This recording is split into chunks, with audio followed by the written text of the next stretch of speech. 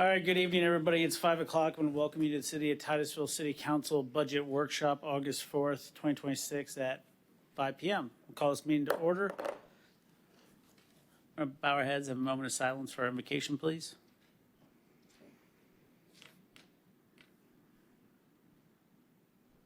Thank you. Please stand for the Pledge of Allegiance.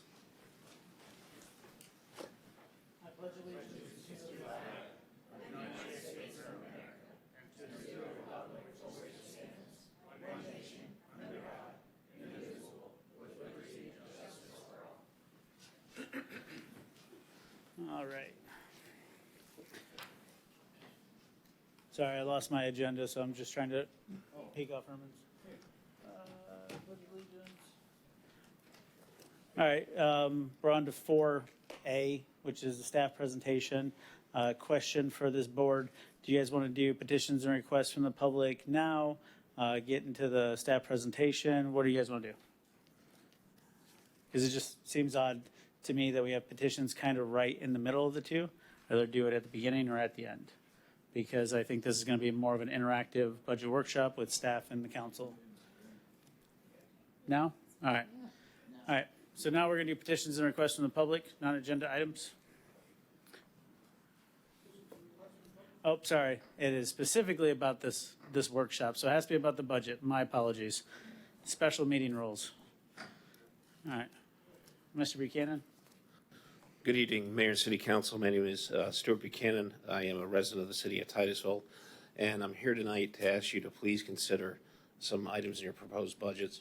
I handed you out a copy of a letter that I wrote along with some photos that I took on our roadways. I just prepared this afternoon in some haste, so I do see two spelling errors. The first one is I would ask that you please consider adding resources to our police department. You'll see in the photos the electrical bikes and golf carts, which are untagged, not licensed. They've become prevalent on the roadways. They're in the drive lanes on US 1, Hopkins, Highway 50. These electric bikes actually drive down the center of US 1 with cars on both sides.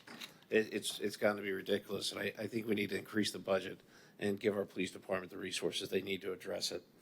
The second item is code enforcement. I'm not sure whether, because I don't know how many FTEs we have and whether they're currently filled, if we need to increase the number of code officers or if we need to change the pay grade of the code officers so that we can attract applicants. But code enforcement, especially in an aging city like Titusville, is very important. As I mentioned in my letter, if you haven't read it, I would encourage you to read Fixing Broken Windows and Restoring and Reducing Crime in Our Community. It's a landmark publication. It was done in the 80s and it still holds true today. Finally, I'd like to talk about what would be necessary to increase the budget of the city attorney's office so that they have the ability to do the same actions that the city of Palm Bay city attorney's office does.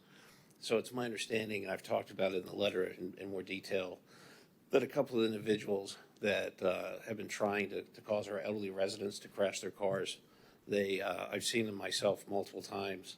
One of them is on a bicycle on US 1.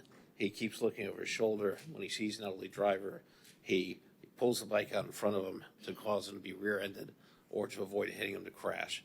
Then he circles the car laughing hysterically. He thinks this is funny.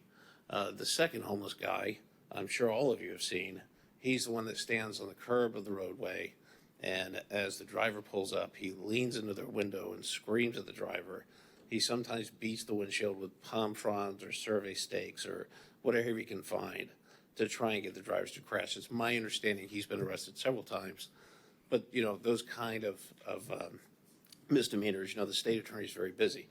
So what the city of Palm Bay did was the city of Palm Bay city attorney's office got permission to prosecute cases on behalf of the city. In other words, they've been given permission to prosecute certain cases on behalf of the city, so the state attorney doesn't have to do that. Thank you very much for allowing me to speak. Thank you. Mr. Johnson, would you like to go next?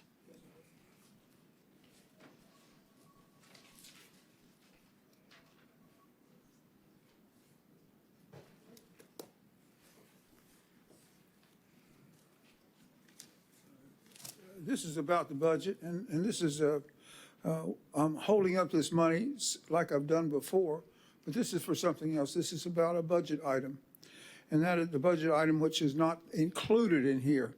So what I'm doing is I'm offering anybody, the first person who does it, $100 who will obtain a sane professional engineer.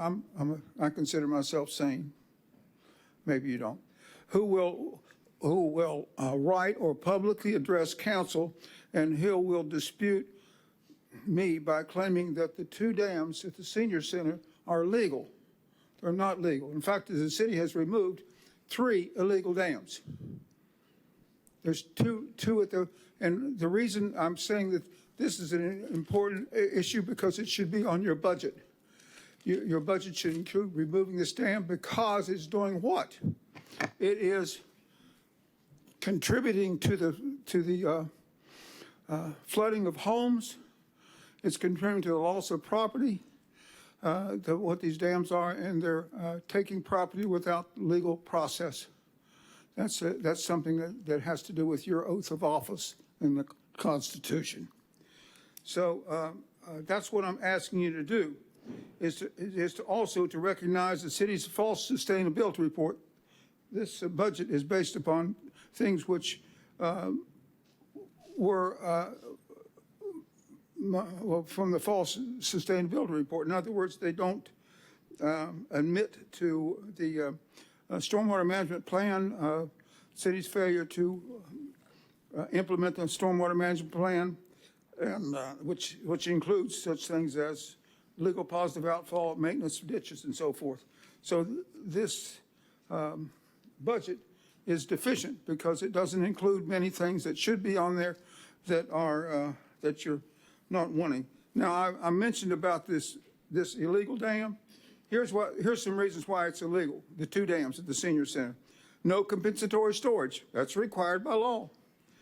No survey of the flooded property. That's required by law. No survey of wetlands change. That's required. Violation of Amendment number 14 of the Constitution. Well, we've gone over that before. No, that's due process of law. And no examination and permit from FEMA prior to installation of these dams. These dams should be on the budget this time. I'm asking you to do that because, my goodness, these people deserve less flooding of their homes, and that's what these illegal dams are doing. Any questions? I hope you got some questions. Thank you very much, Mr. Johnson. Anybody else?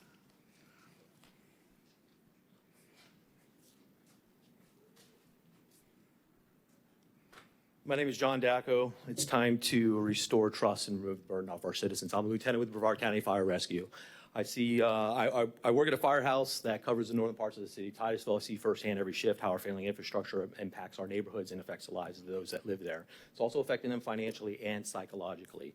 I'd like to know if the city administration is going to consider commissioning a forensic audit of the city before raising our millage rate, before increasing our utility rates, and before securing additional debts. Our citizens deserve a complete forensic audit of the city. Accountability must start today. I'd also like to know what steps is the city taking today to prepare for the potential loss of property tax revenue should the property tax measure pass this coming November. Waiting until after the election is not a plan. The city should have already explored every available option to protect our essential services while removing the burden off our citizens. If the city administration is not going to complete a forensic audit of the city, I believe the city council should rewrite its city charter. The city charter should reflect the city of Titusville of today, not the city of Titusville from 1963. By rewriting the city charter, we can increase accountability and transparency because those 2 things are currently lacking in our current city charter. I don't have all the answers, but I do believe there are solutions worth pursuing. The city should aggressively pursue public-private partnerships with our aerospace industry and our major employers to help modernize our aging infrastructure. We should maximize federal grants, DEP grants, EPA grants, and other opportunities because investing in our infrastructure protects our neighborhoods from flooding and restores the health of the Indian River Lagoon. Another creative idea is going to be an infrastructure sales tax, but the city must begin working with their state legislators and the governor governor because it's going to need all the flexibility it can to find the revenue that it potentially may lose this coming November. As it stands today, Brevard County is the only entity that can implement an infrastructure surtax. The city should not rely on the county for revenue. The city should be in control of its own destiny concerning revenue sources. Every day, thousands of visitors come through our city. Hundreds of thousands of visitors line our shorelines every year to watch rocket launches. This infrastructure surtax revenue can help remove the burden off our citizens. It's time to future-proof our city, make it stronger for the citizens that are here today and for those that are here for tomorrow, that'll be here tomorrow. And we must begin removing the burden and putting our citizens first. Thank you. Thank you. Anybody else? Fun fact about the infrastructure sales tax. I said, fun fact about the infrastructure sales tax. You hit the nail on the head. Only the county can do it. Correct. Your time's up. Thank Sorry. you. I didn't know if you had questions for me. Nope, I can answer any questions you have. I'm rebuttaling what you just said. Infrastructure sales tax can only be done at the county level, and it's up to 1%. Currently, 0.5% is currently being used. Do you know what it's being used for? It's being used for Save Our Neighborhood. That's right. It is. So, thank you, sir. Thank you. So we again, I'd be very much in favor of getting the state legislature to allow us to do something like that. But I think that's a heavy lift and it's going to take a little while. But whether it passes or doesn't pass, once it passes, because I anticipate it will, there will be a bunch of enabling legislation to follow. And so I've already been brainstorming ideas with their state reps to talk about some of that enabling legislation to help offload administrative costs for our city. But thank you for bringing that up. Did you have something?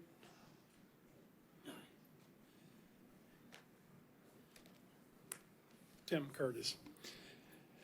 How much is it going to cost? So y'all have a cost of how much the infrastructure is going to cost to repair the infrastructure in the city? Does anybody?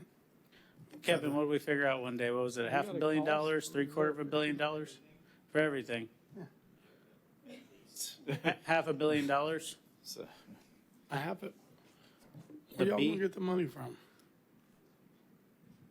Ms. Moscoso, where y'all going to get the money from?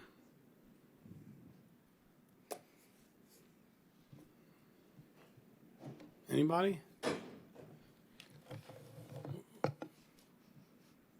I mean, I still got 2 minutes and 20 seconds left. Can I get an answer of where we're going to get the money from? Huh? I mean, I got a plan for that, but I'd like to say it at another time, but do you know where we're going to get the money from? Thank you very much. Thank you. All right, that concludes petitions and requests or public comment regarding the special meeting. Is it city manager or assistant city manager that's going to lead us off? I'm going to go ahead and go through the slides, sir. All right. As the agenda states, we're going to have a presentation much shorter than previous years. In a departure from last year, we're just going to focus directly on the fund-by-fund comparisons, looking at the variances from the FY26 revised to the FY27 proposed. Then at the end of about 30 slides, I'll turn it over to our new employee health benefits advisor, Accentria, who's going to go over the employee health benefit program for FY27. As you know, that's a $10 million program. That's a significant cost driver for the city. After that, we'll then turn over the rest of the meeting to City Council for discussion on the budget. So without further ado, we'll go ahead and get started with the presentation. On the cover slide, you'll see that the FY26 all funds budget for the city, which includes everything from internal service, enterprise, general fund, it's $178 million. The FY27 proposed is $180 million, which is a delta of 1.7 million, or about 1% difference. Again, $180 million is proposed. Some of the budget highlights: the city manager proposed budget, which was presented to council at the end of July, was balanced with a millage of 6.200 mills, which is a 1.9% increase over rollback. Now, if council so desires, we can go back to the rollback rate, which would present no tax increase of 6.0812 mils. We'd have to look at adding about, or subtracting about $500,000. And we can do that by taking a look at some of the revenue projections, some vacancy, soft hirings, and revenues, and also looking at the reserve. We can do it without much impact on the operational. So that's a consideration in your discussions if you choose to direct us to reduce the budget down to rollback. Now, the general fund expenditures have declined 3.5%. You'll see that $67 million was the revised general fund in 2026, 67 million, and it's going to be 64.6 million proposed. Staffing levels have been reduced to 596 from 601. For comparison, back in 2005, we were at 430 FTE, steadily increased, outpacing population. Last year, we had 601 FTE, and our goal initially through the Tiger team was to get to 590. We were able to get to 596 using metric-based research, and we also have some additional initiatives which will be coming before council to further reduce that. So we are earnestly looking at reducing staffing. As you know, personnel costs are 67% of our budget. So wherever we can reduce costs by still maintaining level of service, we're going to try to do that. City Attorney, did you have something, or is that Tom talking? It's showing up on my thing as City Attorney. No. Okay, I can't see the red thing, so, yeah, thank you. I was just making sure you weren't trying to chime in already and say, all right, we broke it. But I do have a question, Mr. City Manager, while I got you talking about the revenue. So in FY26, we were projected revenues of 67 million. Currently, year-to-date, we're at 50.8 million. And that's with 2 months remaining. Mm-hmm. So if you actuaried out 67 million over 12 months, it's roughly 11 million a month. So you add, or 11 million for the remaining 2 months.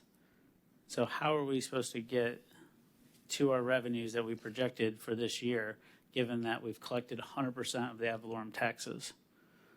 Well, I think more like 95% of ad valorem. We never get to 100%, but According the to the revenue report that I was projections are given- not linear. They are seasonal. So I would turn it over to finance to explain the seasonality of the revenue collections and how we get to 67, and if 67 is still our projected number. Yeah, and just so you know, the thing that you just emailed me today of our year-to-date actuals from start of fiscal through the end of July, it shows we've actually collected 101.07% of our ad valorem taxes. So we actually did better than we thought. Yeah, no, we budget those at 95%, so that's why we'll collect above. So we do have 3 large items that are outstanding on the revenue side. Install purchase proceeds over $3 million waiting to come in, which is our repayment for debt on the vehicles. Then we also have 1.6 million of assigned fund balance that's used in the current year budget, which is fund balance, not cash coming in from outside source. And then we have additionally assigned $3.5 million, which is our items that are restricted inside the fund balance being used in the current budget to pay for a variety of items. Those don't show up in revenue lines because those are balancing items that come out in the actual balance sheet for the audit. Okay, but it still doesn't make up about 17 million. Yeah, that's roughly $8 million right there, plus receivables from all the general fund admin fees come in monthly. So those are still outstanding, and they collect at, if I highlight this real quick, almost 700,000 a month still left to be paid, August, September. So, 2 more million. Yeah. I can go through there's a lot of line items if you want to go through them all, but we can help show where they can fill the gap. I guess to clarify off of that, I guess, and I could be wrong of what he's asking. Typically, because their tax bills are due, you can pay them starting in November and then up until I think it's March. Don't we receive a bulk of our money during that time? So right now, if we still have 2 more months, won't that be a lot less that we're projected to receive? Correct, yeah, So are from we- the ad valorem, it's already been predominantly received, on top of delinquent tax certificates are already paid to the city. Back taxes have already been paid. What is still collecting is utility taxes, franchise fees that come in monthly, and state like communication surtaxes, things that lag a couple months, they're still coming in. Okay, and then to that point of us being over 100%, Mayor, can you clarify what you're asking on that we're going to be short based on what you're looking at? So I'm just looking at the revenues we've collected in this past 10 months. Okay. And if we're going to project out the next year, I'm trying to figure out how close we're getting to our projections year over year of how much we think revenues are going to come in and what that delta is, what's our margin for error. Because at the end of the day, we don't want to spend more than we make, right?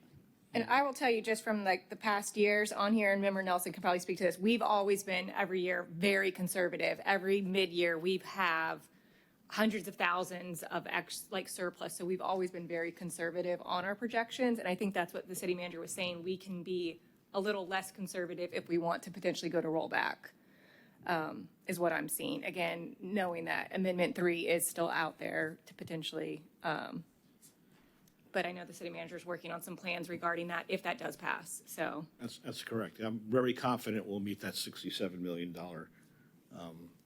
revised estimate.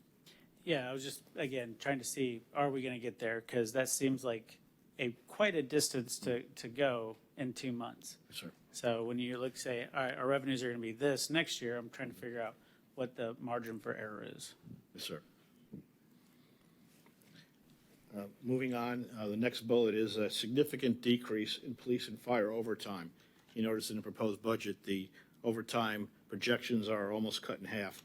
And that's due to the collective bargaining agreement. We agreed to add a fourth shift for fire and a 24/72 rotation, which will take effect probably no earlier than January. And also police have changed their shifts to allow for additional overlap. And both of those are combined to save significant overtime costs without having to increase FTE. And as we stated at the last meeting, the utility rate proposals, 6% for water and sewer, 8% for solid waste, and the tentative stormwater is 100%. However, council still has not made a decision on that, and that will occur on August 25th at the council meeting. So between now and August 25th, council can decide on at what level stormwater assessments will be made. And also the budget contains an employee investment of 3.5% COLA. And also keeping the employee health premiums at 26 levels, which means that we're not going to raise the premiums to the employee. So any additional costs for the healthcare premiums will be absorbed by the city, and it's included in the budget. And as I stated earlier, our health benefits advisor will go ahead and provide a presentation on that at the end of this program. Next. This slide shows the inverse relationship between property tax values and millage. For example, back in 2015, our millage was 7.9 mils, and it's steadily gone down. The proposed budget, 6.2 mils, is still the lowest millage in 18 years. And again, as I stated earlier, we could further, council direct, go to rollback with minimal impact on operations, which would bring it to a no tax increase. And also, you know, as the inverse relationship goes, as the millage goes down, you know, you have to have increased or assessed values, which has occurred. This is a comparison. Everyone, you know, wants to see how we are doing with our millage in comparison to our peer cities. You can say we are almost in the middle, and we are a full-service city. We have our own solid waste, marina, utility, etc.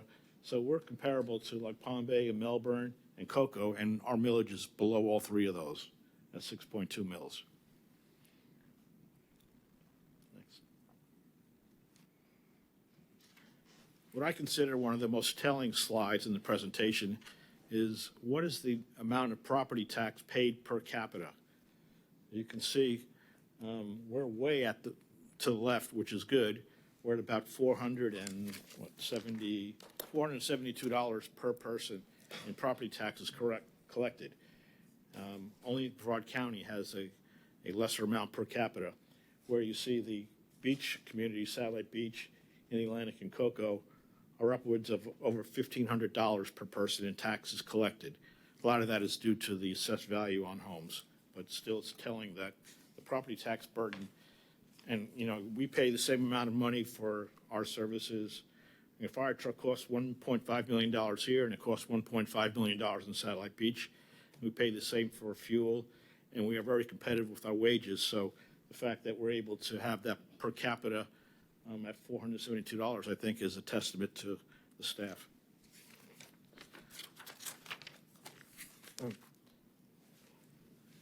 So this basically says that out of the $64 million of the general fund, about $24 million is collected in ad valorem, about 38% is ad valorem. So general fund is not just property tax, it's a whole host of other different sources of revenue.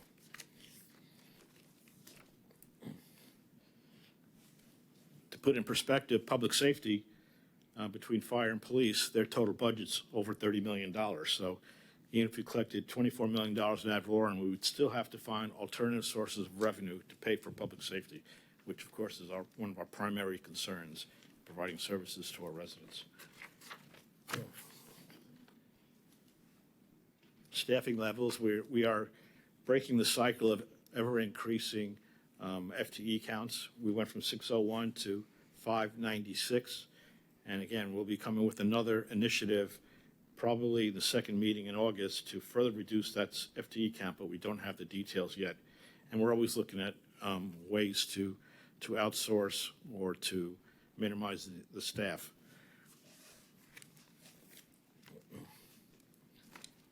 This pie chart just shows basically the expenditures by department, with Public Works, which includes water resources, the bulk of the $180 million, or about half of the $180 million total budget.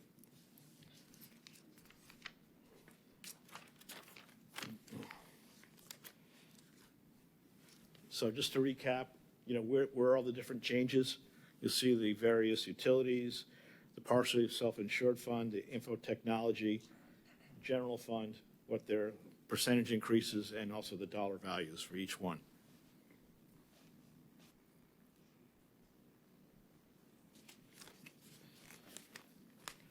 Moving on to the one that garners the most attention because it's controlled by the millage is the general fund. So again, we're hoping to hit the $67 million mark on the revised budget revenues, and the proposed is 64.6. And below there, where you see where the changes concentrate, you'll see the 4 different items that make up the bulk of the delta between 26 and 27.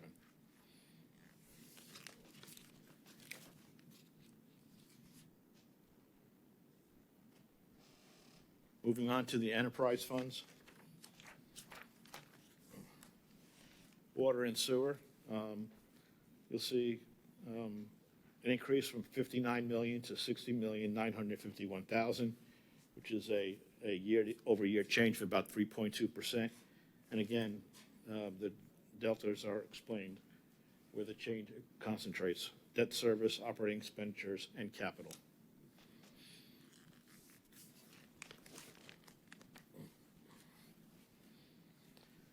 Moving on to solid waste, you'll see that the revised budget is $11.1 million.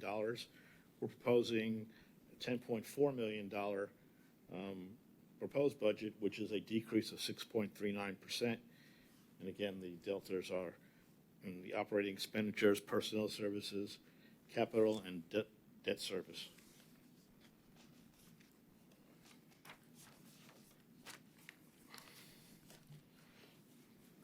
Now, the municipal marina, which is run by F3, we outsource the operation of the marina to a private vendor with great success.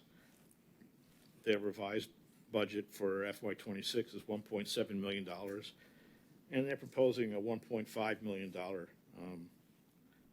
budget in FY27, a decrease of about 12%. And again, we control the rates, and they just go ahead and operate the marina. And they have a contract, I guess, for 2 more years. Moving on to the stormwater utility.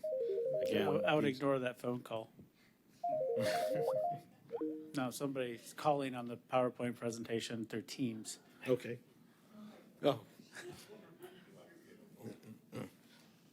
Well, again, these are proposed figures. $7.2 million is the current stormwater utility revised budget, and proposed, if at 100%, would be $10.1 million. And again, these rates have not been finalized for FY27. And the big bulk of the change is to allow us to start addressing the 22 problematic areas which have been identified through the October rainstorm and through various intense rain events, which really have pointed out some issues that we need to address problematically and start doing some capital projects. So that's the bulk of the justification for the stormwater utility increase proposed. Moving on to the internal service funds. $5.8 million is the 26 revised budget. Proposed is $6.5 million, an increase of 12%. And you'll see again the variances where the change concentrates. Capital, personnel services, operating expenditures, and those are the changes. Information technologies, $4.8 million in the revised FY26 budget. For FY27, the proposed budget is $5.7 million, increase of 18%. And the changes are due to we're upgrading Tyler Technologies, CAD software, licenses for the various operating systems and on our network seem to increase every year. And really, we have no discretion. Microsoft Office licenses and Exchange. And also, as you know, council authorized us, instead of going to a new enterprise-wide system, which would have been $5 or $6 million at least, we are going to upgrade the current BSNA system in FY27 to a cloud-based graphic user interactive system, which hopefully will alleviate some of the issues we have with the enterprise system. Moving on to some of the lesser funds, special revenue and debt service. Our debt is being decreased. We have $2.3 million in the revised budget payments for debt and CRA, and 1.17 for the proposed in FY27. And again, the deltas are in the operating expenditures, the transfers out, capital, and the grants and aids.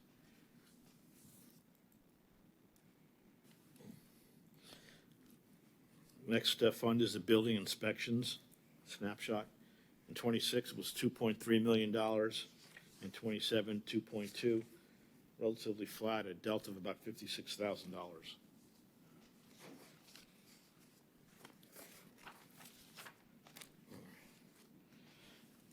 Impact fees, forfeiture, and the ARPA snapshot. As you know, we received $8.6 million in ARPA funds, and we've expended just about all of them. They have to be all expended by the end of December 2026, and we are on track to do that. But the revised was $291,000, and proposed is $274,000. A difference of only $17,000. How did we come up with that number? That's our use of impact fees during the year. Oh, so the ones that we use, because so far we've collected 375,000 approximately in impact fees year to date. Yeah, 380 with investment revenue, yeah. Yes. Locally, that doesn't count transportation collected by the county. And do we approximately know how much they've collected on our behalf? We can get that number for you for the year. Thank you. Moving on to the grants funds, CDBG, home, and SHIP. That's very dependent on the federal administration, federal government. We were successful in getting almost $2.3 million in FY26. And it looks like those funds are relatively drying up, and we're only proposing, or believe we'll get about $630,000, which will be a significant hit to a number of nonprofits who benefit from those funds, and also some other social services programs. So we'll try diligently to see if we can fill the gap on the lack of grant funding. And last, we have the health and insurance and health program, and again, the revised was $14 million, and it seems every year health costs go up, and this year is no different. We're looking at $15.5 million and 27 proposed, an increase of about 11%. As I mentioned earlier, that the city is going to absorb that amount. It's embedded in the budget already, and we are going to hold premiums the same for the employees for FY26. And this is the part of the presentation that I turn it over to our health benefits advisor, Accentria. Recently just started on a new contract, and we're really excited to have them on board. And they will go over the FY27 healthcare program. I think that's you guys.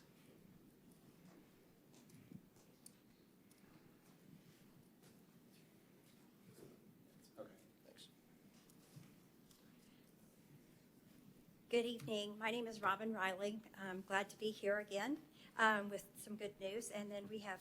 Hi, I'm Ethan Sale. It's good to see everyone. So Ethan and I, our team, we've been working very hard with the city, getting all of the information on your benefit program, health insurance, stop loss, ASO, all of that, to make sure that we're coming to the table with a great program to enhance benefits, but as well as mitigate costs. So first, we're going to talk about your claims history, because we've got a little bit of turbulence with the claims that we just want to make sure everybody's on the same page with that, where we're coming from. So on the 23-24, which is the first spreadsheet, that shows your claims for year 23-24, where you've paid stop-loss premium of $984,680, and reimbursement from the stop-loss carrier is $457,639. This report breaks it out by your employee count by month, and then it totals out your cost. So that year was a great year for the city. But then the next slide shows for 24-25, your stop-loss premium paid for the year was $936,729, and stop-loss reimbursement was $1.3 million. So bringing you into this year, 25-26, stop-loss premium paid through June of this year is $641,445, and reimbursement to date is $712,400. So we're still, in that negative with the carriers. So when we went out to bid for the stop-loss carriers, we went out to all of those carriers to request for a quote, and as you can see, we got a lot of decline to quote. They're not competitive. The claims are too high. We got 2 carriers that provided us a quote. Your current one was Sun Life, and then we got another one from the other carrier. But the other carrier, what is it, Prudential? Prudential. They're wanting to add a separate stop loss that's higher threshold on 2 of the claimants. And their rate is actually more competitive if we stay with Sun Life where you are. But we are still in negotiations with Sun Life. They have given us a firm, but we're still going back to the table to try to trim a little bit more to meet your budget. So now we've met with your insurance committee. We've had a few great meetings with them and looking at plan design and everything, because we've got some expenses here, and so there's going to have to be some cost sharing. So what we're looking at is the plan design. We had our actuaries look at your plan and everything and come up with the plans that are going to least impact the employees but give you the best reduction in your pricing. So that's what we have. Can I say something? Yep, go ahead. A key thing I want to share that we identified with the committee, which as everyone knows is a handful of employees from each sector within the city that allows us to get really great insight into how the employee benefits are digested. And what we identified is that employees, the ones that we were working with, would rather see their payroll deductions remain the same. They would rather see plan changes rather than a payroll deduction. So what we've done here, like Robin said with our actuaries, is identified, increasing deductibles, not a lot, increasing certain things within the plan that allow us to keep the same payroll deductions that employees have now. So I know as we look, as we're all sitting here, it's hard to see here, but the base plan has an increased deductible of $500. Something that I want to mention that I think is interesting here is it does create more of a spread within what we call the base plan and the buy-up. An increased deductible of $500 for individual and $1,000 for family. There's some key changes that we made to the PCP and specialist visits. The main reason there is that with the on-site health clinic, we want to have the ability to steer members towards that clinic, and thus changing the co-pays for PCP and specialists. We believe that will be achieved. I do want to note we did make a change to the out-of-pocket maximum. I want to note that there's a change to the emergency room visit. One key thing there is within a self-funded health plan, an ER visit costs quite a bit of money incurred on the plan, so we would encourage people to use the urgent care or the mobile app that they have access to. One thing I do want to note, and this is commending this. It's great that we get this feedback from the committee.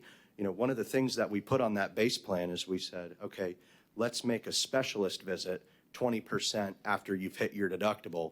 And they all look at us. They're like, Ethan, Robin, we can't do that. Like, our employees are not going to digest that well. So learning that, we changed it to a copay, something that's can be expected when they go to the provider. But all that to say, there's changes on the high plan. The deductible's not changed. However, the out-of-pocket maximum is increased.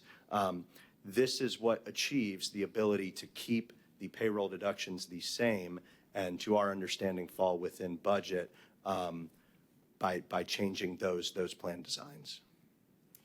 In addition to those, we've also added and just educated the committee on how they work, 2 new programs that are great that coincide with self-funded plans.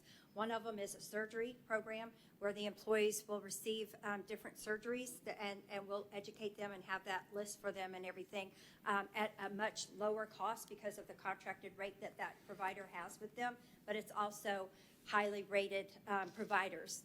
And then if there's a travel expense, that will be paid for as well. But the overall cost that's going to be happening is going to be a lot less than what you would have to pay through the health insurance and on the plan.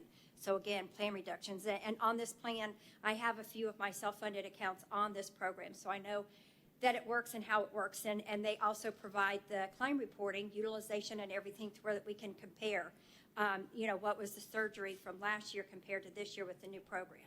So we can make sure that it works and also tweak things along the way if it's not being utilized correctly or whatever. But it gives us, information to be able to keep tabs on it.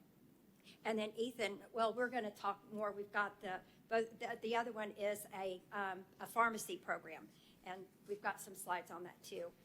But you want to? Yeah, we can spend a minute here just looking at so I do want to note, and again, it's going to be hard to see, but with the current plans, if we were to remain everything current with the stop-loss renewal that we received from Sun Life, which is the most competitive right now, if we remain with the current plans, the renewal impact is roughly $1.69 million. It's a 22% overall. With current plans. With current plans. With changes, with renewal impact, with plan changes, it comes in at 17%, 1.39%. What 1.3934 million is the renewal impact going into the next plan year. We do have a little quote there that kind of just describes what I said, that we would rather show the cost shift to the plan rather than to the member. And then this is showing just what the payroll deductions are right now, where the contributions stand. The ability to offer that base plan at a $0 employee-only cost, monthly cost, is very special. It was shared with us that it was very special to those that we spoke with on the committee. And then here's the information on the surgery Yep, through Lantern. Again, members, if they have an expected surgery, they're able to access that surgery for $0, right? And then the cost that hits the self-funded plan is roughly 30% below what that surgery would cost at Orlando Health or at Advent Health. So that is the mindset for this plan. And then we also have a new pharmacy program that we'd like to introduce. We're well aware that there's a current pharmacy program in place right now that allows $0 medication, specific specialty medications, at a $0 copay. This is a program that we've identified that has a significant higher decrease to the plan once those medications hit the self-funded plan. So on the current Aetna plan that offers that savings, the savings is to the employees who's using it, but there's no savings to the plan that's paying it. So this plan gives savings on both sides.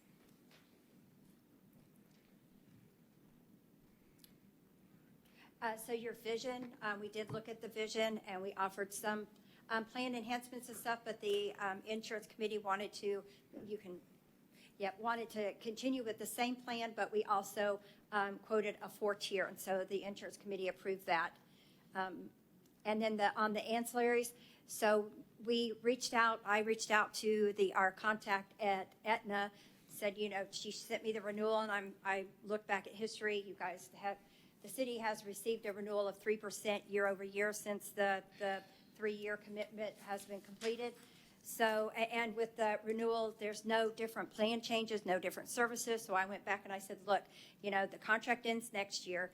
You've got longevity. Aetna has longevity with the city. I said, with that being said, and knowing that they're going out, the contract ends, so they're going to have to go out to bid. We're asking for a rate pass. No plan enhancements, nothing, no services coming back that are different. So let's not have the rate increase. They've come back to me and said that upper management is reviewing it, which that's been for 2 weeks now. But right now we have a 3% increase.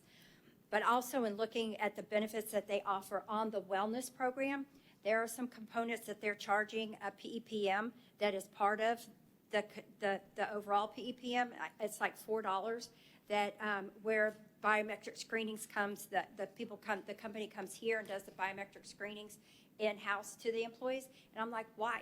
They have a healthcare center. Let's put that benefit at the healthcare center, drive participation at the healthcare center, and let's $4, no. So we're looking at that. So that's another thing that we're trying to get that increase reduced.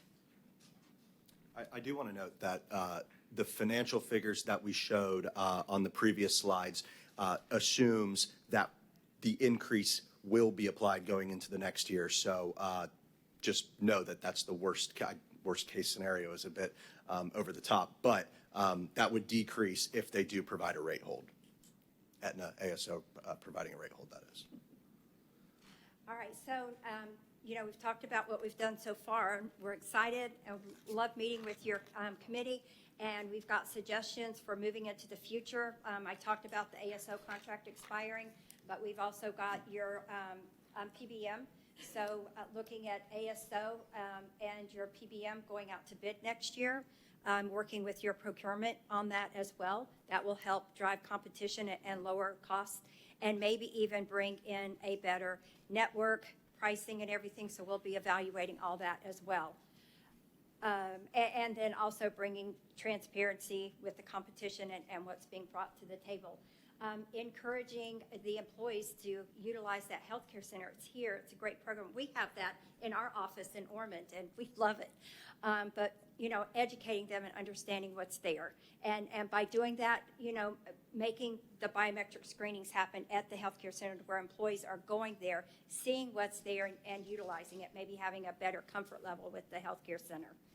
And then some other cities that I've had great with on-site healthcare centers, we've also gone as far as, with the wellness program. If an employee's going to do the wellness and do the biometric screening and the health risk assessment and everything, and they're doing what's right, giving them a decrease in their premium.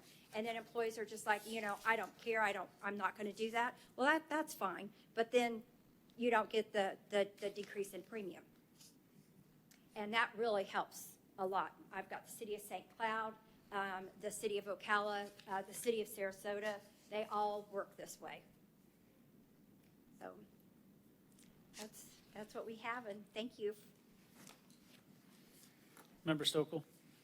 Yes, there were a couple numbers that on the PowerPoint I received it had different numbers than that was up there. So I was wondering what was changed. So no, there's nothing changed. That report that's up there just shows the overall.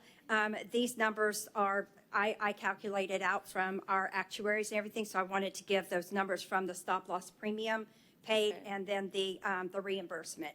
That wasn't on those reports. So the financial results was the only slide that was changed. Is that correct? There on the annual savings from the renewals, you had 300, 40. Those numbers are different than what I have on my PowerPoint. I don't know which one was accurate.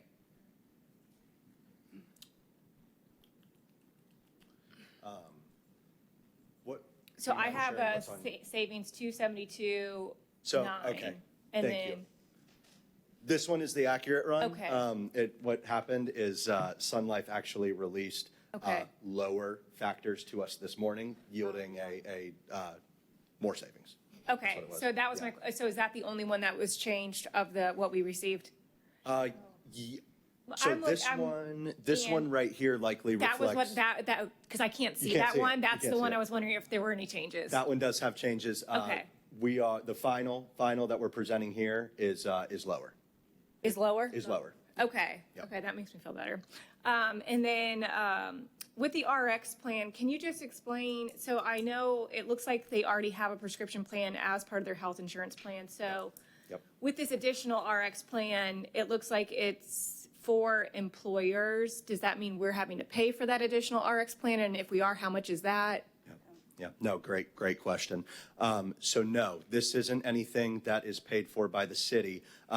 This program, quite frankly, is targeted for, call it, think 5 to 10% of the members on plan that are using high-cost medications. Think Okay. about, quite frankly, think about medications that you see on the television, on commercials that are very, very expensive. This is a solution to source those medications. I do want to note, they can be internationally sourced. They are from the same manufacturers, but they are in fact internationally sourced. This is a completely voluntary program. Members do not have to partake in this. We've discussed it with the committee. Everyone feels comfortable with it that we've spoken to for the most part. But no, it is not a feed cost incurred to the city. It will be treated as claims just like on the standard self-funded health plan, Okay, so just 40 to another. 60% less than what you're but 40 paying to now. 60% less than. Okay, so another option for our employees with no cost to the city. Yes. Okay. So I want to clarify, Okay. their claims will still come into the city, just like when someone goes to Okay. the So you're current pharmacy. saying okay. Yeah. There's no fee involved. Just so everyone knows, that specialty pharmacy provider, they're a for-profit company. They take roughly 10% of the savings that's generated. That's where they make their margin. And so, for instance, right, let's say there's a $10,000 drug a month that's hitting the plan. We see that with this program, rather than $10,000 hitting the plan, if the member sources it through this program, $4,000 will hit the plan rather than 10. That's the goal. That's Okay. the Okay. idea of it. And we won't know until we implement it and then look at it year over year to see how it's doing. Absolutely. Okay. And then lastly, for the vision, is the city incurring any cost for that plan, or is that just as an employee needs vision, they pay for that and it's self-funded through the employee? That's a voluntary benefit the employees pay. Okay, so no cost for the city? Right. Okay, all right, thank you. Vice Mayor? I have a couple of questions. And when you were talking about midway through your presentation, you alluded to the costs were compared to, you used Orlando Health? And Advent. Huh? And Advent. Okay, but why Orlando Health? Yeah, that was just an example. I could have used any hospital in the United States of if someone goes to get a procedure done, the billed amount and the paid amount can sometimes differ. And what we find is that through this program that we're talking about, Lantern, that cost, for surgery specific, that cost comes in well below where the standard surgery would be done at a standard provider. Okay. And you talked about the wellness program, and you said it's a voluntary program for the employees, and it makes their insurance less if they participate in the wellness program.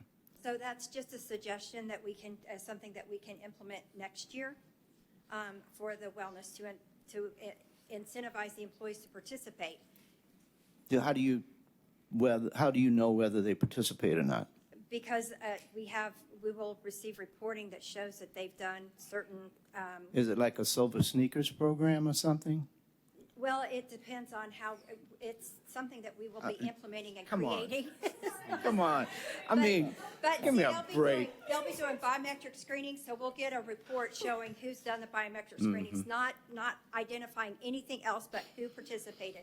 The health risk assessment, we'll receive a report of that, who's participated in that. And then if the committee wants to do other wellness activities through the year as well, so yeah, and we'll have a metric set up for that, reporting and stuff, and then total transparency, letting employees know, hey, you've done this, you've done, So does that increase their deductible? No. If they're participating, then the way that we want to work it is that they receive a discount in their premium. That Okay. monthly premium. If they don't, then, that you don't get the discount. And you mentioned earlier when Member Stokel asked about that, and you said prescription drug at $10,000. I was just in a presentation yesterday where there's a chemo drug that's somewhere between $11,000 and $12,000 for the single drug. So would the employee be, how much of that, still the deductible would apply to that? No, it wouldn't.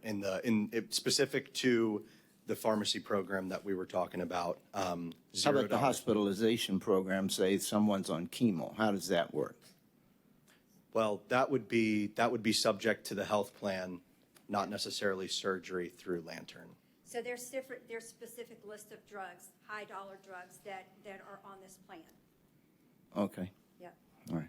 One thing I also want to note, because I appreciate the questions, Vice Mayor, as Afora, the pharmacy program that I mentioned is voluntary, so is Lantern, right? No employee is being forced to do anything. It's there through our education at open enrollment. It likely comes up, where I see it come up most is when we're doing one-on-one enrollment education with an employee. Sometimes we're trying to understand their specific health situation, and I can't tell you how many times they're like, "Oh, I'm planning to get a surgery in 6 months." Then the conversation turns to, we just introduced this new benefit where, hey, you have this surgery planned.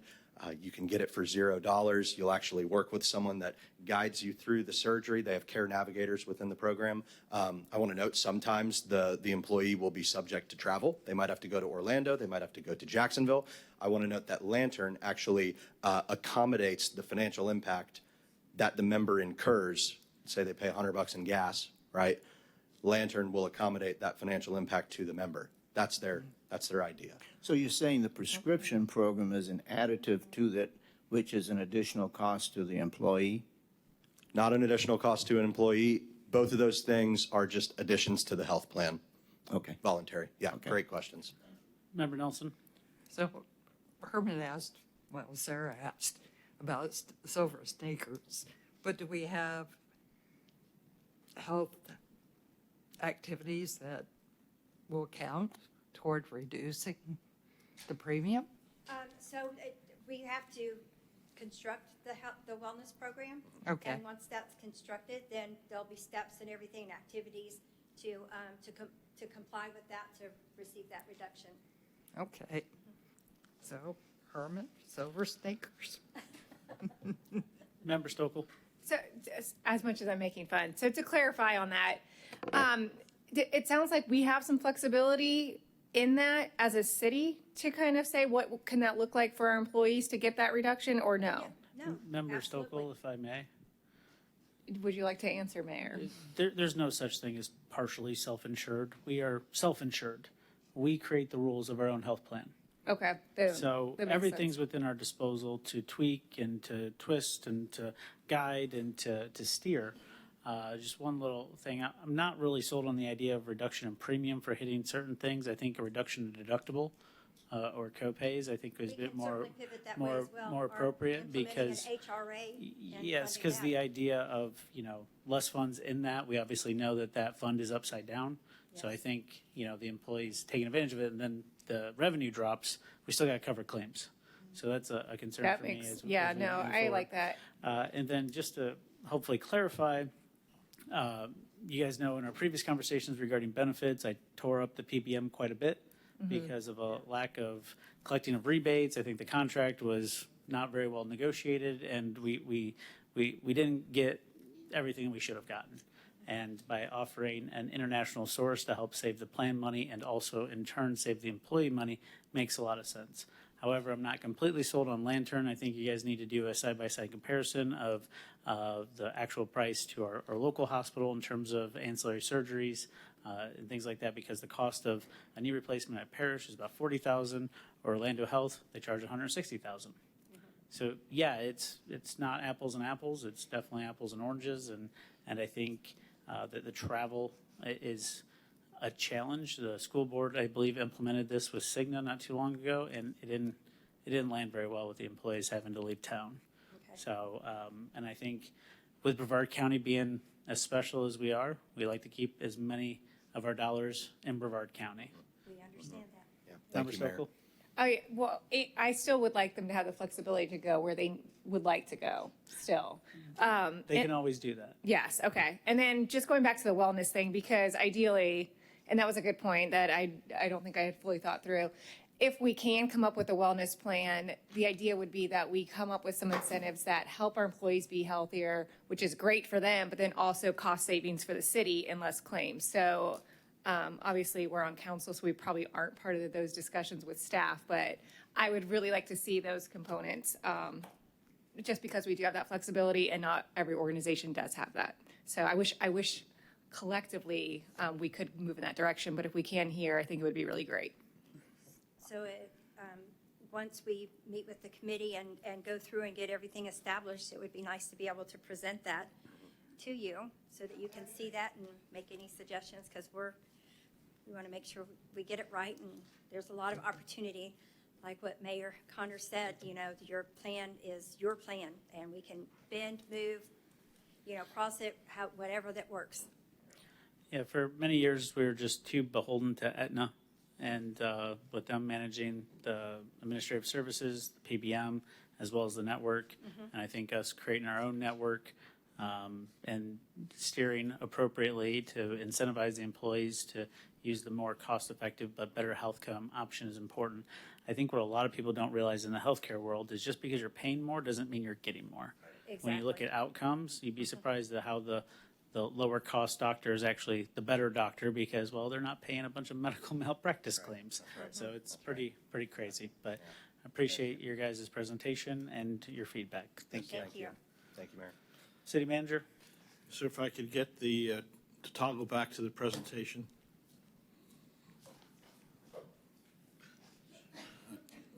Next slide. So we already had the petitions, so public comment has already been taken care of. Next, council discussion. And we have members of the city leadership team here to answer any specific questions regarding any additional items on the budget. Cool. Thank you very much, Member Moscoso. Thank you. This kind of goes back to your earlier presentation. I noticed on the non-department, you were able to reduce the budget by, this is in the general fund, by 20%, 3.53 million. Could you explain a little bit of what you were able to cut from that? budget item. I believe those are the capital items. Is that correct, Kevin? For non-departmentals, construction? Are you talking about revenue specifically or just that fund? Just that fund. Okay. Is there a particular page number so we can all Yeah, turn there? Because what I was hoping to do is, I know they kind of went over everything. I was hoping we'd go through it fund by fund. I figured we could start with revenues. Yeah, that's fine if you want to do it that Because way. I'm fine unpacking non-departmental because it's kind of a catch-all. But I think we should kind of talk about the initial millage and what that could look like. And just full disclosure, guys, my goal is to get to rollback. Same. And that means cutting about $500,000 out of the budget. I personally do not think we're going to get a 100% increase in stormwater fees. So we got to be planning for capital projects, which means plan, design, engineering of future projects coming down the road. So I personally think we got to trim about $2 million out of the general fund to get to rollback and set some money aside for stormwater projects. And I think we could do it. The city manager handed us the budget. It is ours. It is now our responsibility. So going forward, if we kind of keep that in mind of what we want to keep, what we don't want to keep, plus keep in mind the non-funded items as well. And that's why all these beautiful people are here and the department heads so that they can answer our questions and we can try to figure it out. All right, so anybody have any questions on revenue in terms of that? So if we went to rollback rate, what would be our revenue? $453,069 less than what's in the book. 453? Yep. Exactly. Got it.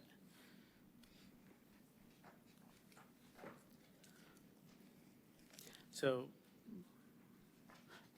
looks like we're budgeting 5.7 million in utility service tax. What page are you on? I'm sorry, 51. It's Okay. just general fund revenue by source.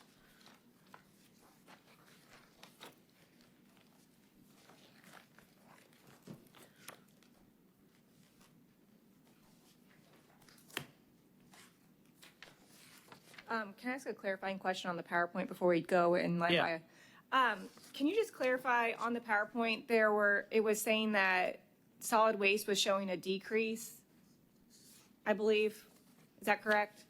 And can you explain how that is when we're looking at potentially raising solid waste rates? Well, if you look at their 10 months to actuals, they're actually losing money. Okay, so that's kind of, I would just like clarification on that. It was that one, and there was another one. The stormwater, we had talked about raising it, proposed 100%, and then it looked like it was proposed 40% increase or something on the slide, and I was just confused. Yep. So in both those cases, not all revenue in those funds are generated by their rates. Okay, So there are other revenues in those funds, not just their rate structure. So in the case of when the rates are going up 8%, it doesn't yield 8% of total revenue, it yields 8% of 3 lines of their revenue. Same with stormwater, 100% on one line doesn't equal the remaining investments. Other revenues are generated by the fund. okay, so let me go back to okay, so going back to solid waste, so if we increase the rates for citizens 8%, we'll still see a decrease in funds that we're receiving next year compared to this past year. Yes. Can you explain why that is? Sure. If you look at page 124, which is the revenue for that fund, which is the total revenue, you'll see that both intergovernmental went down for our motor vehicle tax shares, but the biggest item that dropped is our installed purchase proceeds, which is our debt service on our vehicles, is over $1 million less.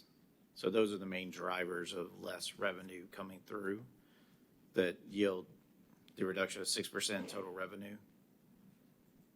So you'll see that on charge for service went up by 8%, which is the rate increase, but other areas of the revenue decreased. So transfers in is less, miscellaneous goes down due to purchase proceeds, the use of unreserved went down. Okay, and then with that, can you explain any other anticipated funds that we should anticipate less aside from user-generated fees?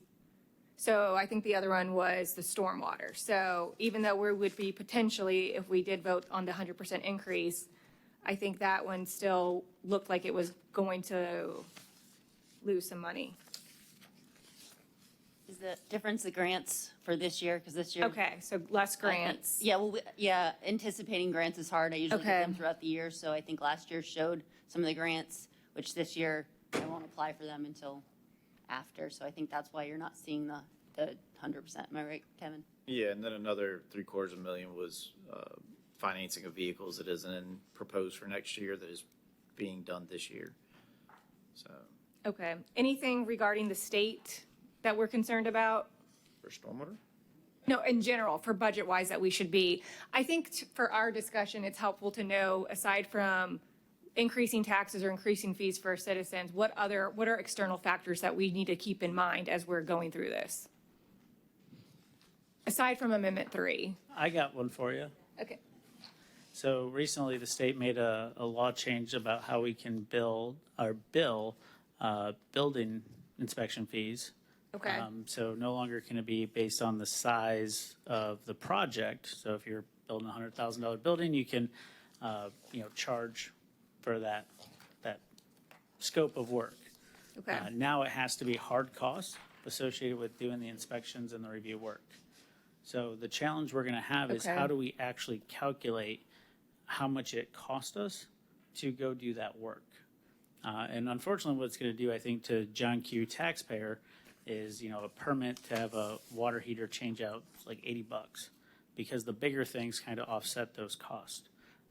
But if it goes to hard cost, exactly how much it cost us for that inspector, that water tank permit fee could now go up. Okay. Because it's going to be the same for everybody, basically per hour. The issue we're going to have as a city is how do we calculate long-term liabilities such as a pension or health care into those costs? And by the way, the same state preemption is also impacting site plan review.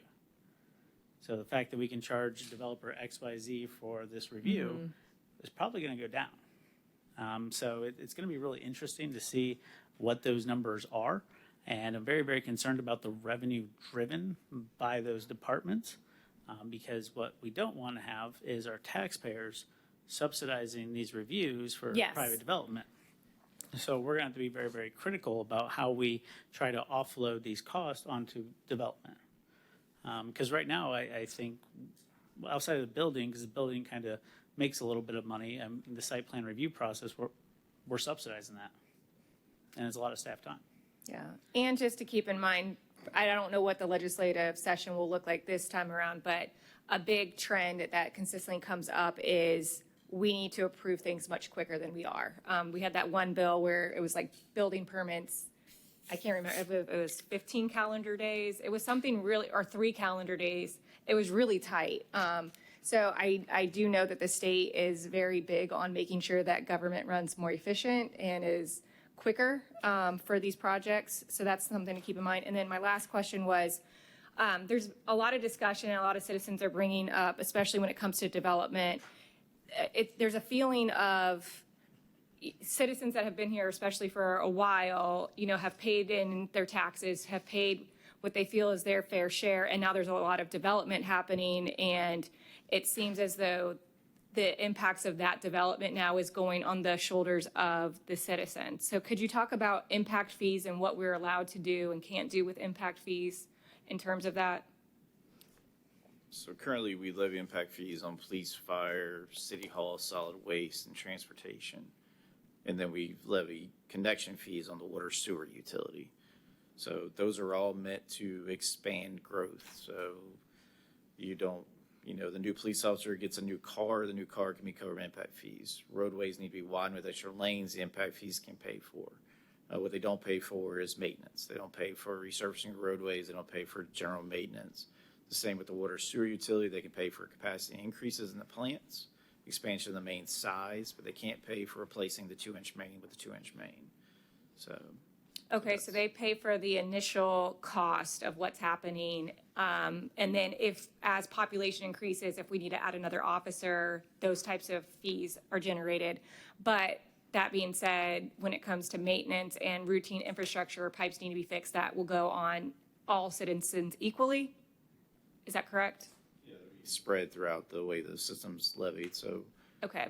there's different billing rates for the utilities, there are different tax rates for value. So to say it's even, it's not even, it's based on, in the case of the stormwater utility is even by individual house, except there are deductions for those that are newer because they're in subdivisions that have permitted plans.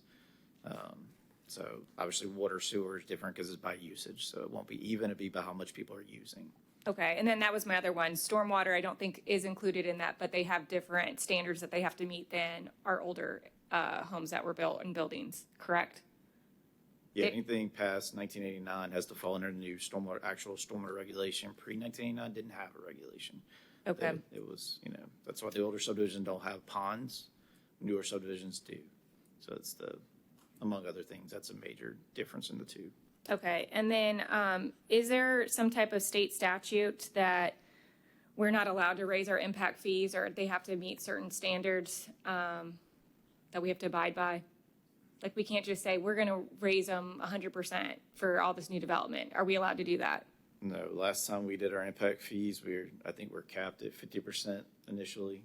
Well, impact fees, as you know, is statutory regulated, so I would have to look into that and get Okay. back to you to give you an accurate answer. Okay, but I don't have it, but I do think that we raised them, I think, as much as we could at that time, so, okay. It happened just recently because I was on council and our studies came back and I believe police decreased when we did the study. So studies cut both ways, unfortunately. Yeah. But going back onto that, I'm really glad you brought up impact fees. One fun fact about our transportation impact fee, we leverage the county's transportation impact fee, which they're kind of undergoing the process of redoing. I think this would be prudent for us to take an opportunity to do our own transportation impact fee study and collect transportation impact fees as a city and separate that from the county so that we're in control of the funds and we can have more control. In addition, I think the study should look at the differences between a transportation impact fee and a mobility fee. As you guys all know, I chair the Space Coast Transportation and Planning Organization. I talk about roads quite a bit, okay? And an impact fee, as Mr. Kevin astutely pointed out, if you collect a transportation impact fee, can only be used to widen a road, to increase the capacity. However, a mobility fee can be used more flexibly throughout the city in terms of trails, sidewalks, different things that we can do throughout our city to make an impact, no pun intended. But the issue is if, an impact fee is collected on State Route 405, and let's say they pay a $20,000 impact fee, that goes to the county sits on it, they're making the interest. We're never gonna pull down that money to increase the capacity of that state road because it's not our road. And even if we did pull the 20 grand out of there, the cost is 70 million. So, at the end of the day, I'd rather than pay a mobility fee that we could use throughout our community in various different creative ways. Member Stokel. All right, and then this is my last comment, just for council on the presentation, for right now. This slide has always been interesting to me, this property taxes per capita, how we're the lowest aside from the county. And this is why you hear me say almost at every council meeting, and we don't have the answer because we'd have to pay for a study for it. What is our percentage of affordable housing compared to the surrounding areas? This is what tells you that we probably have more than our fair share of it. If we had higher valued homes in our area, you would not see this. It would be more evenly dispersed. So what Tom's saying, we really are working on a tight budget because our citizens really don't pay as much as these surrounding communities, and we're still tasked to do these things. So that's why whenever you hear me say that, or I'm like, I'm not in favor of this development, I feel like we need to kind of make sure that as a whole, we have a good amount of affordable housing, but also medium housing, high-end housing to kind of offset that. So I just wanted to point that out to you guys. All right, I'm done for now. All right, Member Nelson. So, We're on revenue, by the way. thank you. But Tom, can we talk about the COLA, the 3.5 COLA? Right, the urban CPI is 4.2, and if you recall, I had sent out a comparison of other cities. We're right in the middle as far as 3.5 COLA. Last year, we were at 3%, and we were at the bottom, so I'm trying to maintain competitiveness by the 3.5 COLA. So basically trying not to lose employees. It's a placeholder, basically, we're right in the middle. Okay. And then we lost 5 employees, 6? Well, we reduced 5 positions. We have not, in the last 20 years, ever involuntarily laid off a person. But we've done it through attrition, through combining positions, through reducing vacancies, et cetera. But we haven't done any involuntary layoffs. And we do have additional FTE savings that we'll be bringing to council, but I'm not ready yet to present them because they involve positions that are currently filled that I have to find places for those people.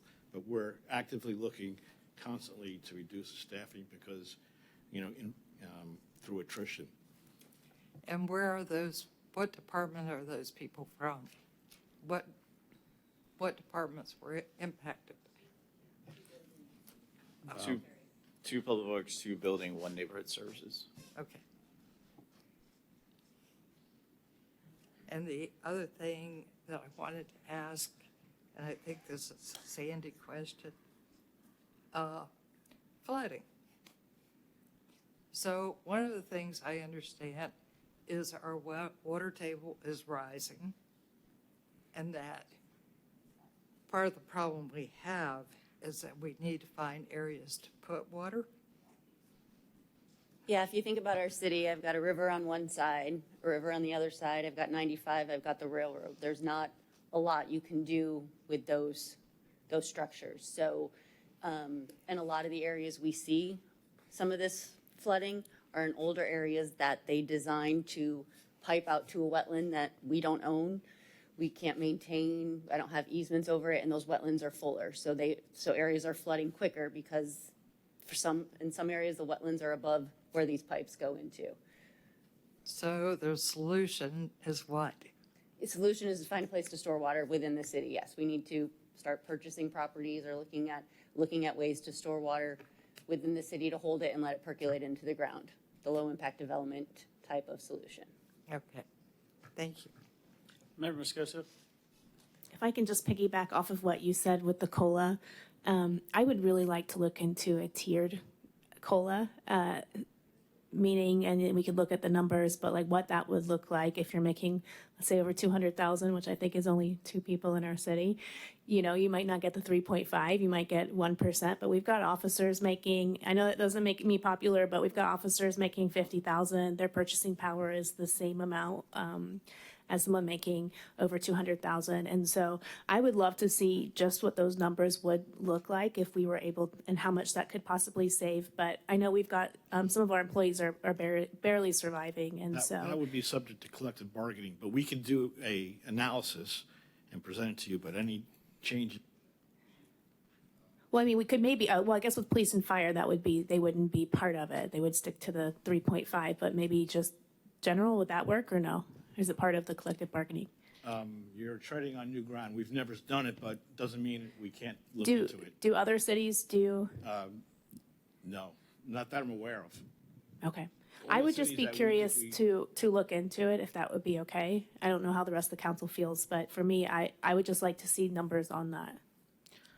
Well, I think you brought up a very good point, Member Moscoso. And I think as we go through the budget, again, department by department, we can allocate different funds to different departments at different amounts. That make sense? All right. So back to income. So impact fees, do you guys think that's a good idea about doing our own transportation impact / mobility fee? First, we got to do a study. The other item that Mr. Kevin brought up to me today is, we've actually never been challenged on our transportation impact fee, and the only thing we're going off of is a 25-year-old study from the county. So it kind of puts us a little bit in hot water. City Attorney? Yes, have we ever done a study before on impact or mobility, or own? Okay, but impact, yes. Way back, like 30 years. I just, as I do the research, I want to know if we have. Yeah, I think it would be good because, I was talking with Mr. Cook today and, impact fee study is not a huge lift. I think it would probably increase the price just a little bit to add in the mobility, but I think that gives us a lot more flexibility as we have these discussions at the TPO of moving more to a mobility fee as impact kind of hamstrings us a lot. Remember, Ms. Goso? Could you just clarify with the mobility, because I know impact fees can only be within that certain area. Mobility, is that available for the entire city or only from that developer that paid into that mobility fee? So I believe they can be used across the entire geographical area. Again, I'm not an attorney, but, I think that's what the study's going to outline. Again, it gives us a lot more flexibility.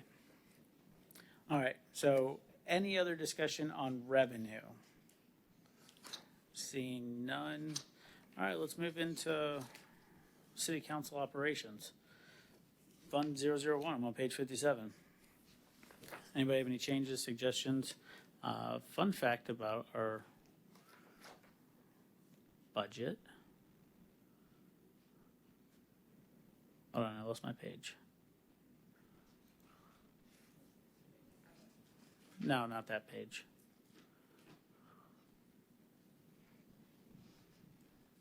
I think we're actually operating pretty well, guys, compared to what was budgeted versus what was spent in terms of city council's budget.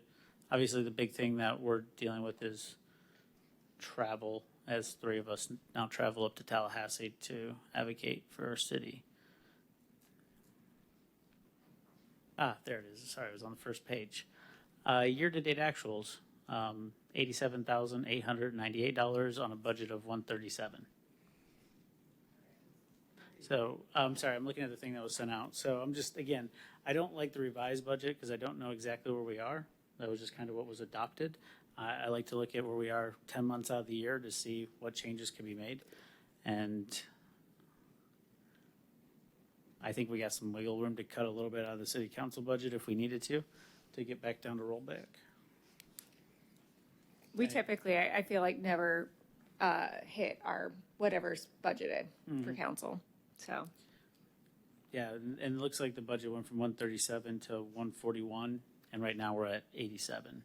So if needed, we can definitely trim some fat there. Remember, Ms. Goso? Yeah, I mean, one suggestion, I love serving on League of Cities, but Sarah does a great job representing us, and I don't know if we need to have two members because you are, I think, are you the vice president or?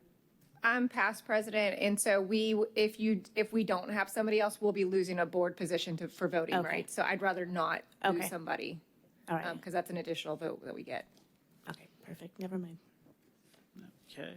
Can Member Nelson? can we trim the travel?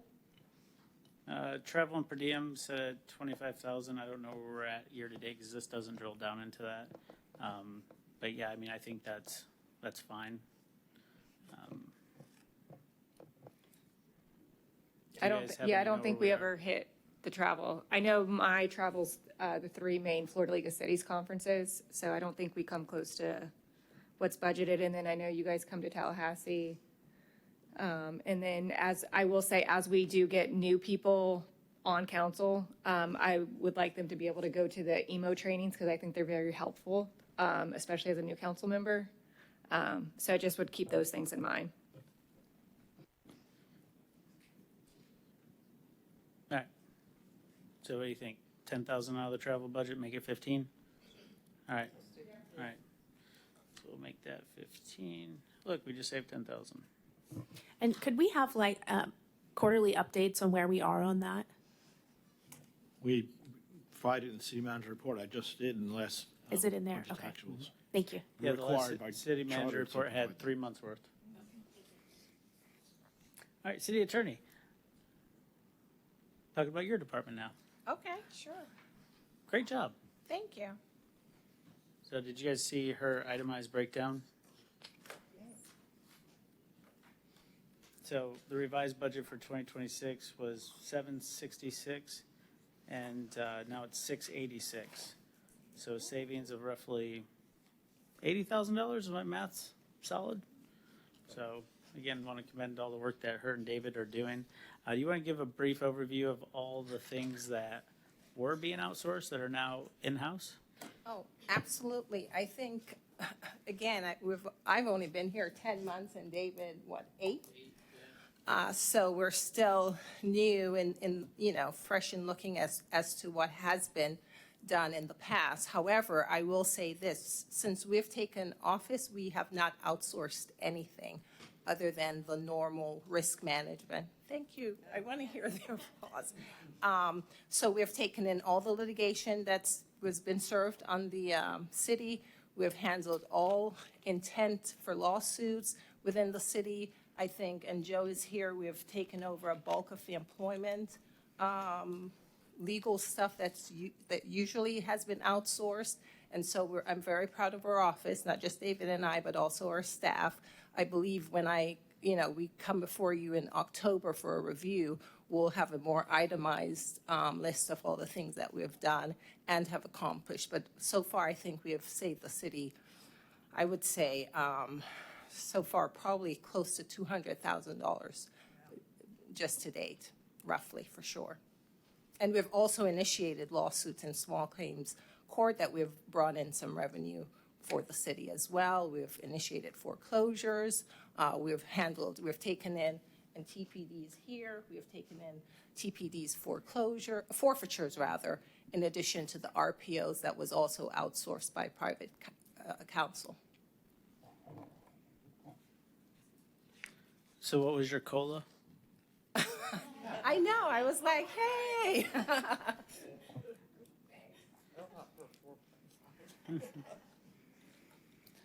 All right, any questions about the city attorney's budget? Member Stokel? All right, not necessarily the city attorney, but have we gotten any updates on the HERA group that we hired regarding, and if we have been able to collect additional revenue from hiring them? $33,000 so far. Okay. It is considered to be a success.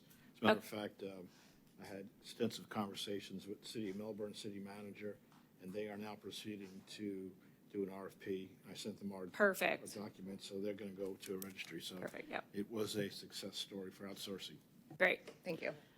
Yeah, because they collected the $33,000 and didn't have to spend any time doing it. So in the past, they were collecting about $20,000 and probably spending about $50,000 in staff time trying to get it done. All right. So no questions about the city attorney's budget? All right, city manager's budget. Questions? City attorney, do you have something? Yeah. All right. I do have a question. It looks like we give the city manager a car allowance of $525 a month times 12 months at $6,300 a year. So where does the travel and per diem come in?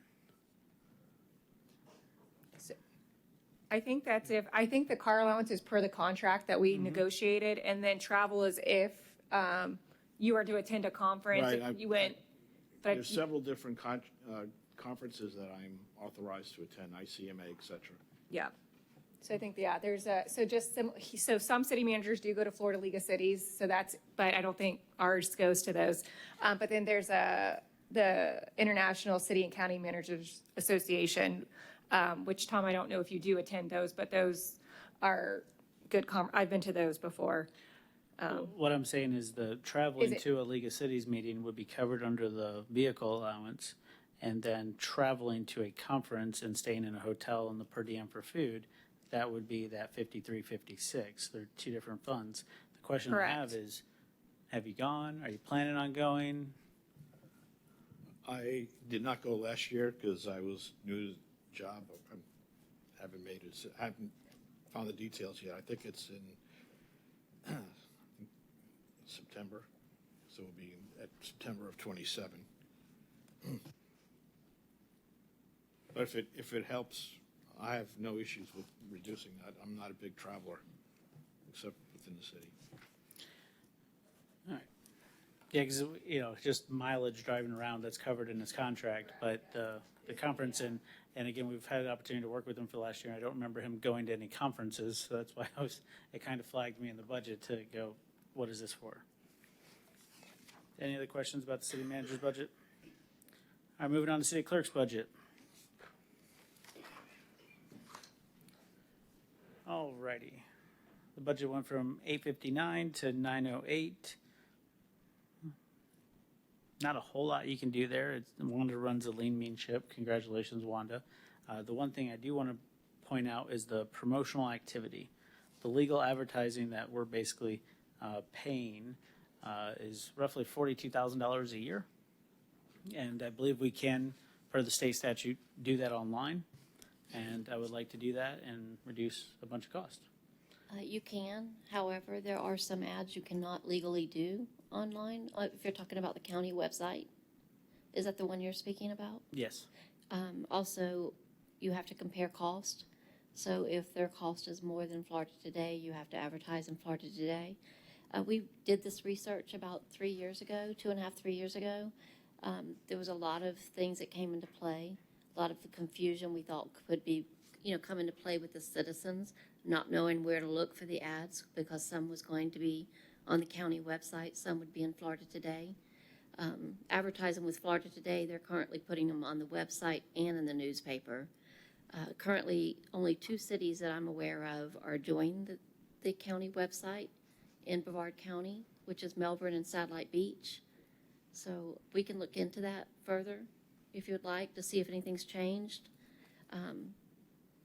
Well, I think in the 3 years, there's been that state law that's enabled it to be more like us put it on our website or whatever we need to do to get the information out there without, Yeah. paying a newspaper that, let's be honest, not everybody gets.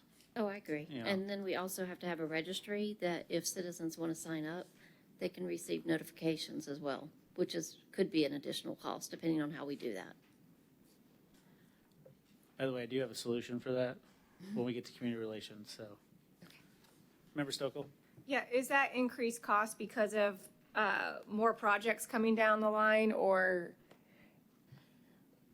Unfortunately, most of our budget, several line items are kind of, depends on what other departments are doing, especially planning. If they're processing a lot of land use applications, some of those large display ads are very costly. Not only that, but if they're changing permitted uses, conditional uses, things like that, it's going to affect our code, which then affects our line item for codification. Okay. Yeah, because I do see how it's gone up for that promotional activities line. Because I do remember when that legislation was passed, and I think it has good intent, and I do like it. My big thing is obviously transparency, and more we can inform the public. And I think we do that with signs around the proposed property. We still do the mailers, and is that part of this fee as well, the mailers? Yeah, that's what I thought. And I like the online component. I think we just need to stay, on top of it as newspapers read, in my opinion, less and less, especially with the younger generation, to see what we can do to make sure that people are hearing it, but cost savings where we can.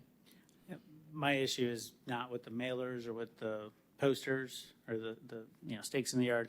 My issue is just put it in the Florida Today that most people don't even look at. Yeah, do we pay a third party to put those signs out on the property?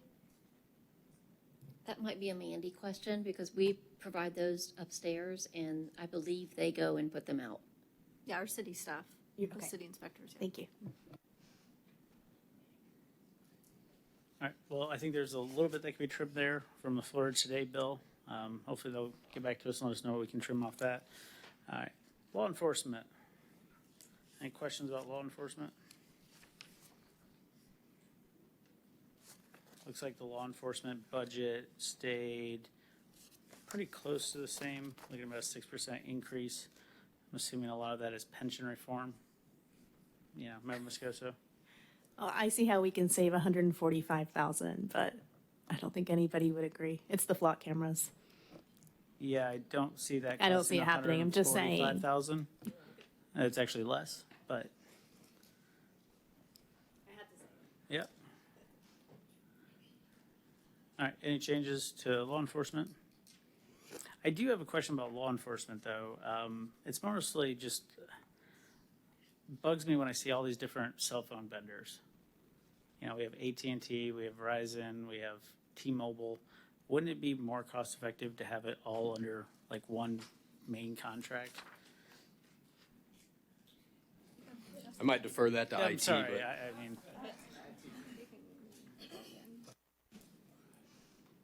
So currently, we're using the state contract that sets all of those rates. They're basically the same.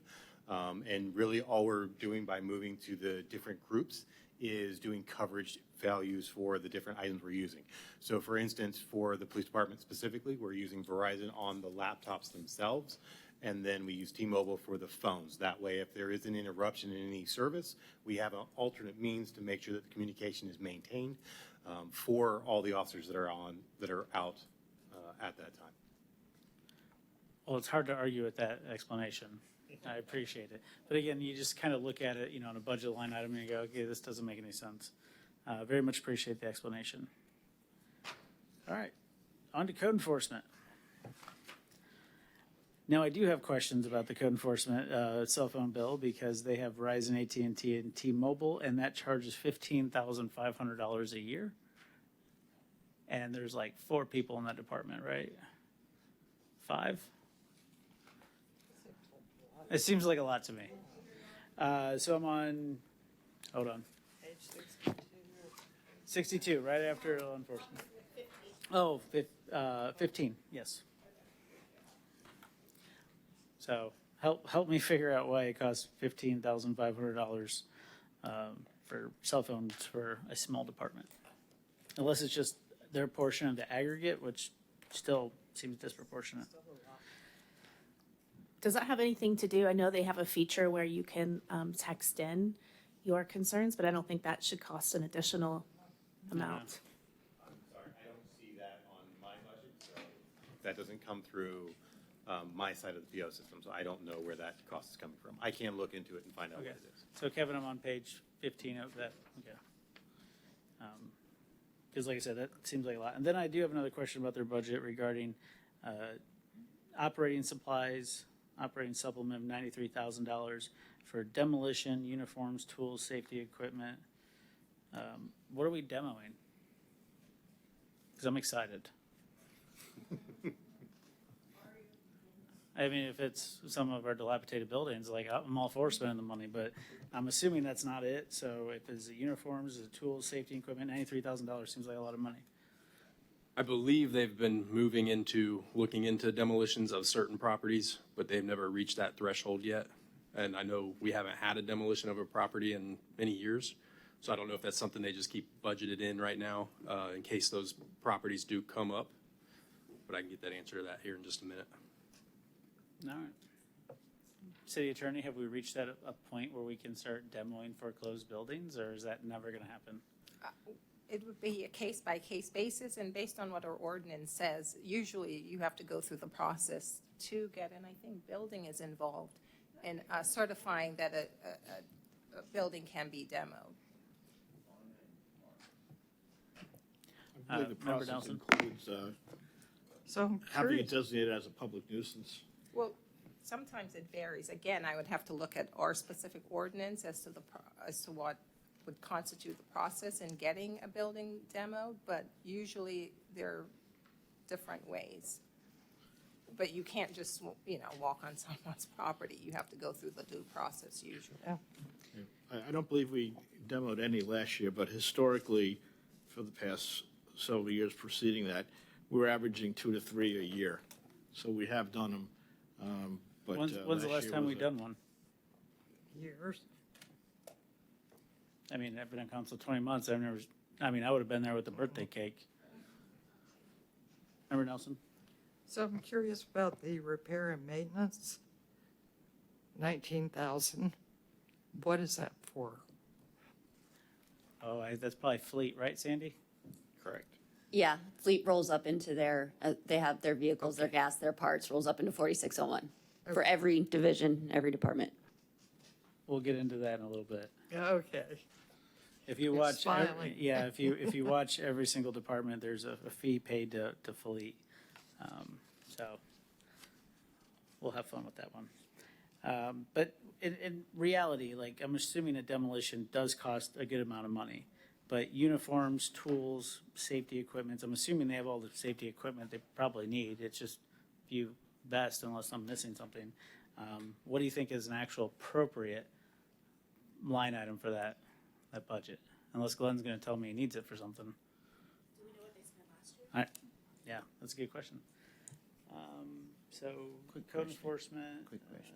Yeah, Vice Mayor, go ahead. Yeah, Ask your you know, I honestly don't know, unless they're tearing down a doghouse, why it would cost, and it seems like not a good use of their time to do demolition. And you asked about the last building that I think the city did, and this may have been about 5 or 6 years ago, on the corner of Park and Barner.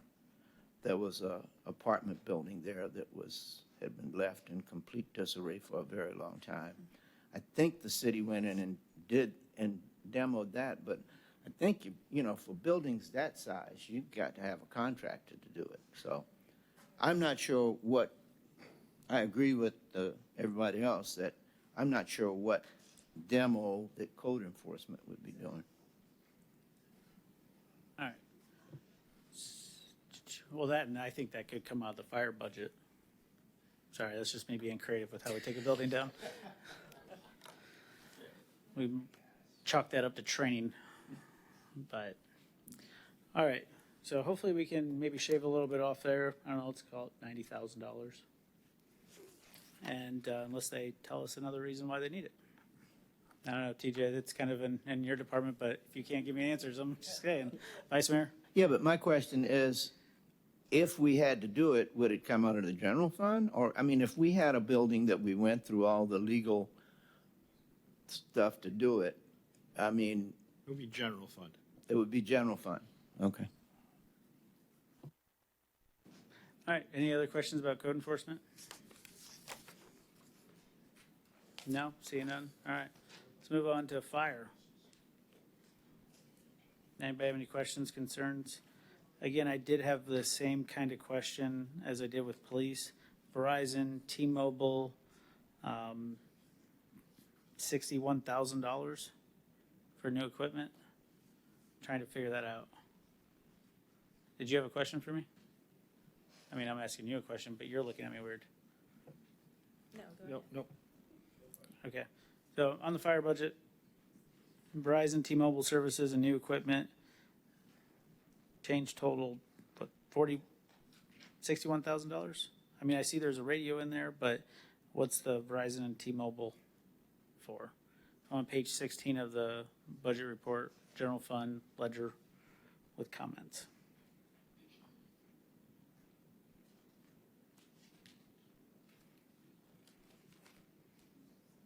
Especially because just below that, we already pay for 5 employee cell phones, an allowance of $360 for 12 months. So again, no issue for people having a cell phone allowance, but I'm trying to figure out what that Verizon and T-Mobile charge is there. We have a lot of our equipment has cellular service, so our MDTs are tablets for running the medical calls and stuff.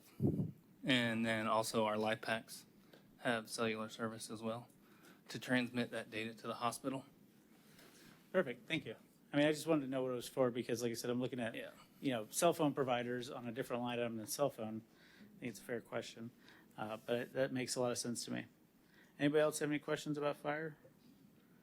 Member Stokel? Not a question, but I just want to say that I did appreciate our union negotiations and the solutions that we're coming up with, as well as Lucas's presentation. I think it was at our last council meeting about how they are trying to save costs through different things that they're noticing. So I just wanted to acknowledge that. Yes, the solution was more breaks. Just giving you a hard time. But I did also have one more question about the fire. And by the way, look at the fleet maintenance cost schedule as well. I think that's something to note in this budget. But the business and working meals, $5,000. So what is that for?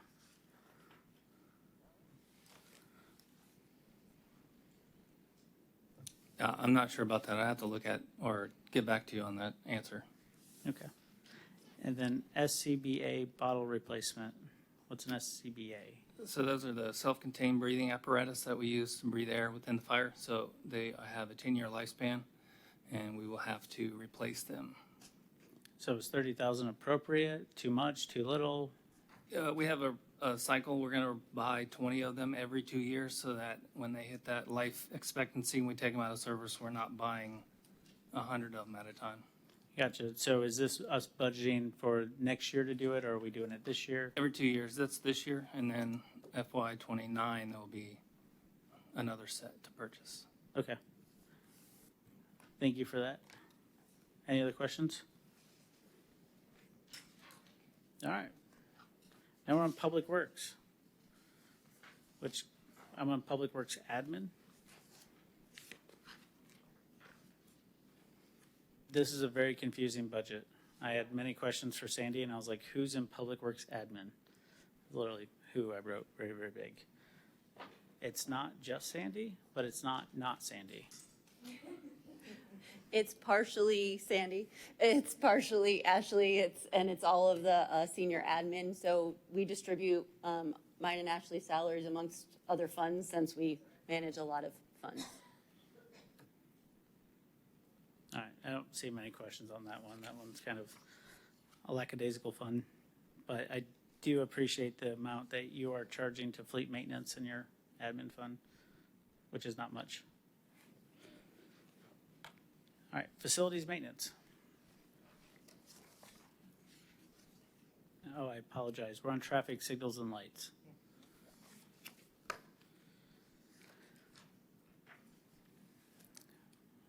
Is there a way that we can save money in this department? I believe that there was a discussion about outsourcing certain things. Yes, to so another. we get paid from the state to maintain their traffic signals, similar to how we get paid to maintain the right-of-ways. We don't, I know for sure in the right-of-ways, we pay for more than they give us because we increase, our level of service. I'd have to dig into traffic signals to look at the numbers, but this is definitely a recommendation if the tax reform does go through to give these back to the state if we're losing money on maintenance. That's a strategy that's being exercised by all the cities that I'm aware of, that if Amendment 3 is passed, there's going to be a transfer of duties that we currently do for the state, do not get full cost recovery, and transferring it back to the state, which probably will result in a reduction in the level of service, but at least it'll help us in meeting our budget requirements. Member Stokel? Yeah, my question on that one was the repair and maintenance, how in 25, we were at 113,000 and now we're at 255,000. So we amended it mid-year. Okay. And added more. I don't have that number right in front of me. And then this is also, we're looking at replacing 2 intersections with new span wires because they're past their useful life and need to be done. Yep, okay, thank you. Member Moscoso? If we do give it back to the state, when you say level of service, what would that look like for our citizens if the level of service is depleted? Well, Kevin has a better idea, but my understanding is, let's say, right-of-way maintenance, we currently do it weekly. It'd probably be quarterly by the state at that level of You mean drastic just like mowing and things mowing, like that? Right. Right now, we contract it out to JB. Well, I think we're getting 2 things here. So right now we're on streets. and Yeah, lights. so that's kind of what I'm talking about. What would the level, if we give that back to the state, what would with the lights and stuff, what would that look like? Just lights not being changed as frequently, or? Yeah, you wouldn't have the on-call service that you have now where a staff member comes out from the city to work on just the 50 signals we're responsible for. It would fall to the district, which would probably be all of Brevard County operations. So it would be, particularly in a hurricane, you would have a slower response time because they will have prioritization at a county level, not at a city level. And then preventative maintenance would be still done, but it would be at a different timing cycle. Their schedule would be instead of 50, maybe 500 signals they're maintaining. Okay. DOT outsources their signals to a vendor, so we would be behooved by that vendor's responsibility, not by the city staff coming out to, say, reset a signal in the middle of the night that's on flash. That would go to the PD, would call that out to a contract vendor to come out to do, and we would rely on them to come in at that time to handle it. Okay, thank you. Vice Mayor? I'd be very much concerned about that because that's a safety thing. Because if, the state's going to have to ramp up if every city decides to do that. I can't imagine how many additional people they would have to ramp up to do something like that. Very much concerned about traffic lights because when they go out, you know, we call and somebody from the city comes and fixes it. But if it's a state responsibility, there's no telling how long it would take for them to come in. I mean, it's something to think about. I just don't feel comfortable with it. So just because I don't, doesn't mean it's wrong. Just put it in context, it is a state responsibility. It is their road. Yeah. We've been doing too much to help them. And they're going to outsource it to the county, and the county's going to call their third-party contractor, and they're going to fix it. Yes, in a time of a hurricane, you could have some slower response time. However, same things can be said if we have a major outage at one of our intersections, we're still calling that same contractor to fix it if we can. So the same issues are still going to apply in the event of a natural disaster. Member Moscoso. But does that mean if there's like a major issue and we can't get that third party out there, we can't just go out and fix it ourselves? I think if we're not under contract with the state, we would not touch the state infrastructure. Okay. At that point. PD could still, you know, this would probably hit PD hard too, because they'd have to direct traffic, and rather than us running out and being able to put a generator on it, that would take some of their staff time, or us putting up MOT, which I don't know if they'd allow us to do without the contract. We'd have to look through that stuff. Any questions about traffic signals and lights? All right, facilities maintenance. Any questions? No questions about $450,000 in professional services? I mean, HVAC systems are expensive. And our buildings are old. And our buildings are old.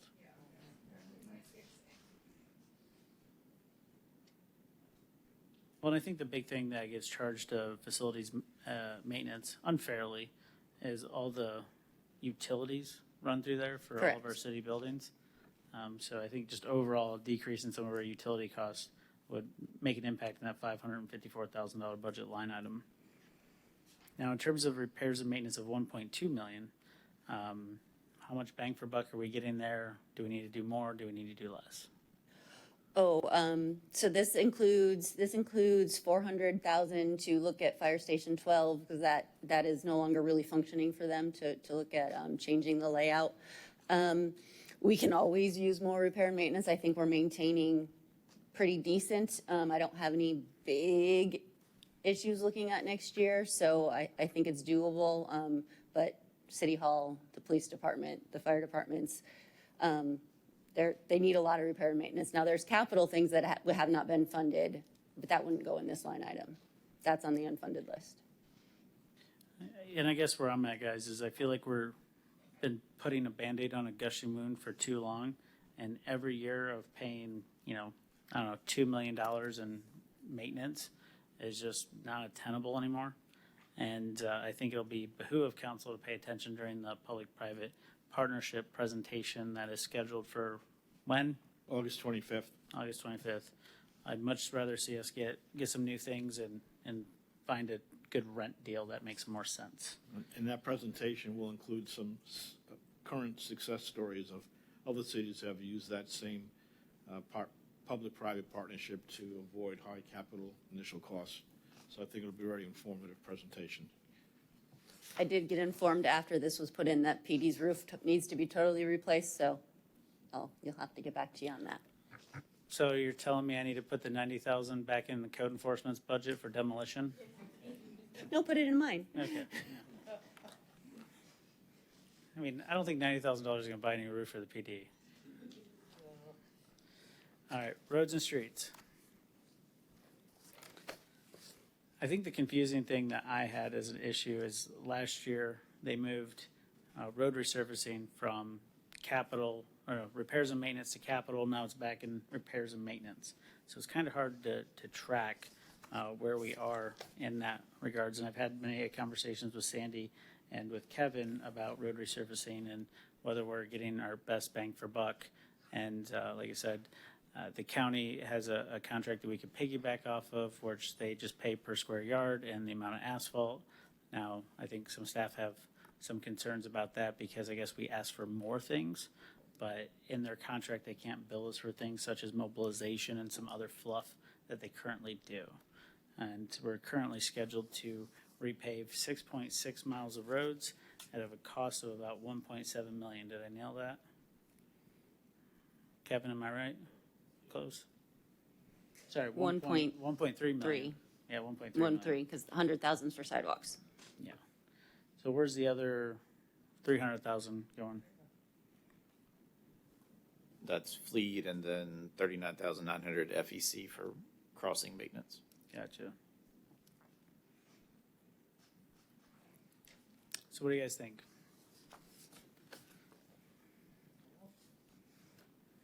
Remember Nelson? We could always turn around and do less road.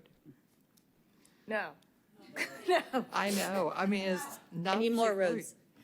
Yeah, I mean, we definitely need more roads paved. But I think it would be important for us to explore the county's contract because the mobilization fee of, 15,000 here or 20,000 there, I think will get us a little bit more bang for buck. Yeah, I don't need a vote on that. When we go out to bid, we can review the contracts and see if that would save us some money. Because at the end of the day, if we can get I can get more roads. 7 miles instead of 6.4 for the same amount of money, I think we should explore that. Because there's a lot of roads that don't connect to anything, and like Sandy's told me before, like Dre Road ain't near anything, so mobilization costs to just do that small strip.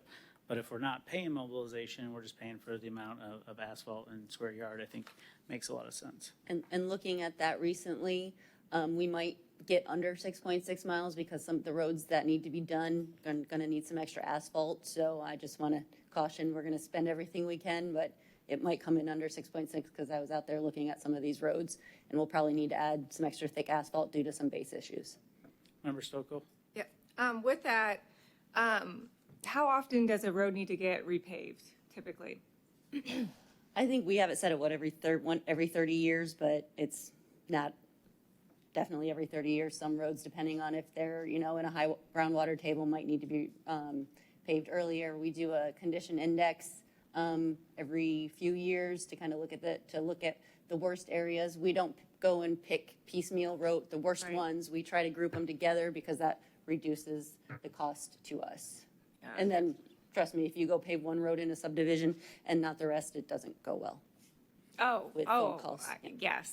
And I feel like since I've been on council, we've aimed at around 6 miles, but then sometimes we've done 8, sometimes it's been 7. I think one time we did 9.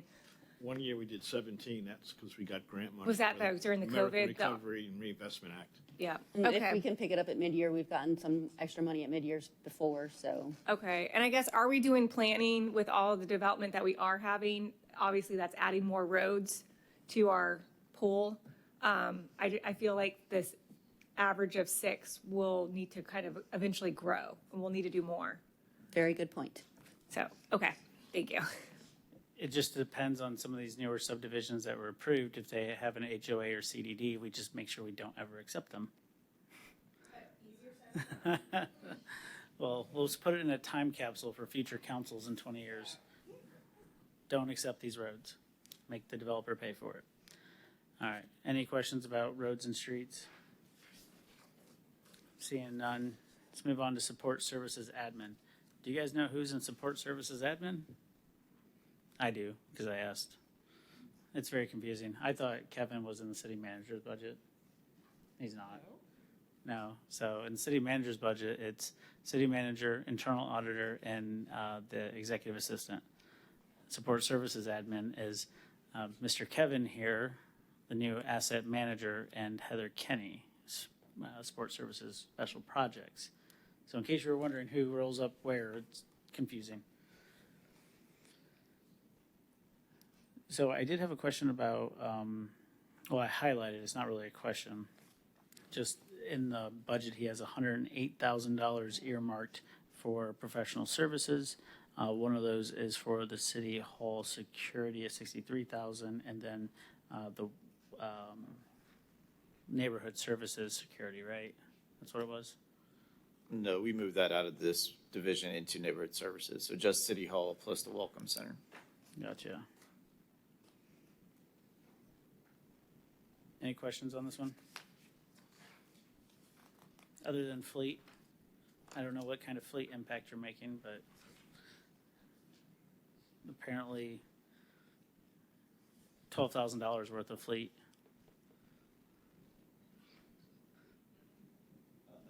Oh, sorry, I'm on the back page. Customer service. Yeah, customer service. Yeah, they have a $12,000 fleet budget, which is confusing to me.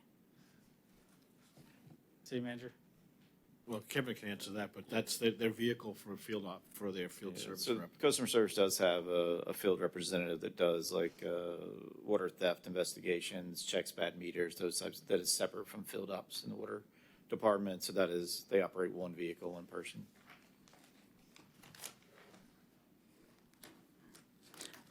I will say, I think the customer service division's operating under budget year to date. I think they're doing a good job keeping costs well.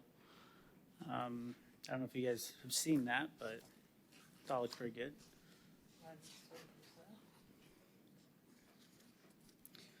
Yeah, down 10%. I mean, it doesn't very often they go down 10%. I don't know if anybody's here from customer service, but kudos. I'm not seeing anybody from customer service. Yeah, They fall under your department, don't they? No, they're separate they're their own division within support services. The big reason, they are direct calls to the water utility and solid waste fund. So all these calls, although they show up in the general fund, they are directly paid by the two utilities, dollar for dollar.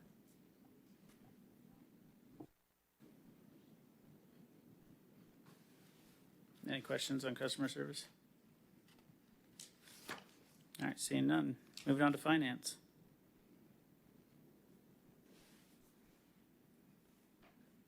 I know Jenna's just holding her breath right now.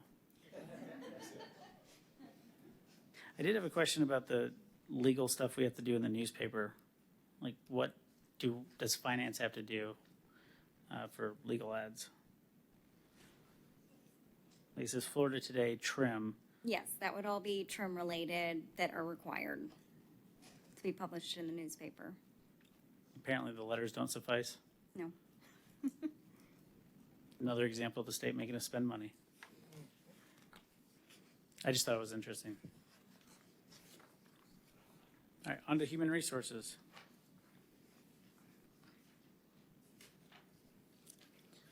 All right. Any questions about human resources? Seeing none. Guys, I think you need to update the comments. It says HR Consulting, Robinson Bush. They were two brokers ago, but nonetheless, I thought it was interesting how we're splitting the consultant fee between HR and general fund. I think that should all be in HR personally, but. And then labor-related legal assistance.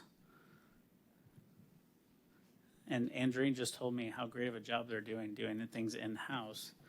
My question is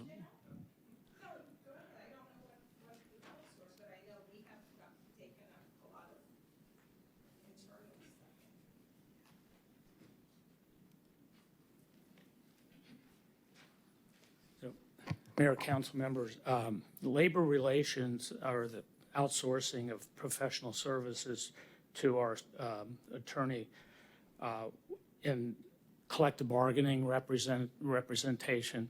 As you recall, some of our executive sessions, we rely on professional labor.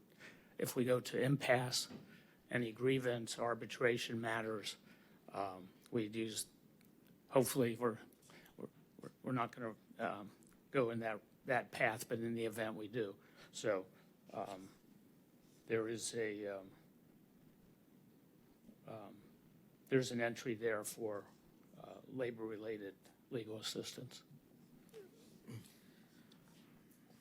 how many employees does the city of Titusville have? I'm sorry? How many employees does the city of Titusville have? Employees total? 600. 600? 600 employees. And how many people in the human resources department? There are, including there are 7 of us. 7. City of Melbourne has 1,000 employees and they approximately have like 4 in HR. So my question is, are we appropriately staffed? I think so. I think the ratio, Mayor, of human resources staff to the number of employees, we usually use a ratio of 1 to 100. So for 600 employees, I feel we're appropriately staffed. I don't know to what extent all of their services that they provide, but we're a full-service HR department, including risk management, payroll, labor relations, benefits. Search, applicant tracking. We pretty much, run the spectrum of human resources.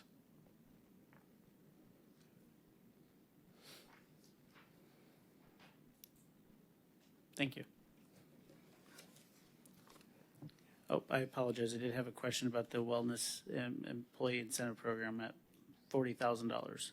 What does that $40,000 get us? And then the City of Titusville annual health fair at $11,000. Mayor, the wellness, so you heard from our consultant that Aetna provides incentive of about $75,000. That is to help us with our wellness program that we talked about earlier, where each employee is offered a wellness program and meet certain benchmarks, such as their annual physical, their health risk assessments. We have a number of wellness activities that they participate. They're all self-administered, and that is through our Aetna $75,000 that we spend. That program has elevated to over 200 or so employees who participate in that, and we are supplementing that in our HR budget. There's also the annual health fair that we implement that is an ongoing activity each year where our employees benefit from a number of sponsors in the community, and that is very well attended. That's also part of this budget. I'm just confused as to why it costs $11,000, because I was there. We're using this room, so there's That's no correct. facility fee. All the people that come in are vendors that shouldn't be charging us any money. So other than food, which I hope we're not spending $11,000 on food, where does those costs come from? Well, in the past, we have bought snacks, Gatorade, for all those that, for example, come in and have their health risk assessment at the health fair, and we supplement their nutrition with those health snacks, and we've now outsourced that to some of the trucks that come in and food trucks that come in. And we think that's a great benefit that encourages our employees to participate. So if they've had some fasting, that when they come in for their health risk assessment, they can go out and have breakfast at one of the food trucks. So that's where that $11,000 is part of that amount. I don't remember us drawing blood last year.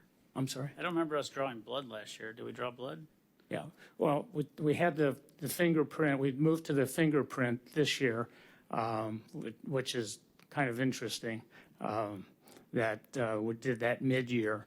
And I understand by giving a fingerprint serves the same purpose as a blood draw, so. Member Stokel? Yeah, I think he's asking, because like the city picnic on here, and I've been to Correct. that. I've seen I think I've done the health fair one time, but the picnic makes sense because there's prizes. It's where everybody comes together. That one I think is at 15,000. I don't Yes. know how. Do you know what the 11,000 is going to? Because I do feel like it's typically vendors, and unless is that prizes too and food? Because I do feel like that. What employees are getting for that is primarily from the vendors, not from the city. Yeah, So and I'm curious about where that is coming from. Yeah, Yes. There are some prizes that the employees participate in. We do a little wheel when they actively participate.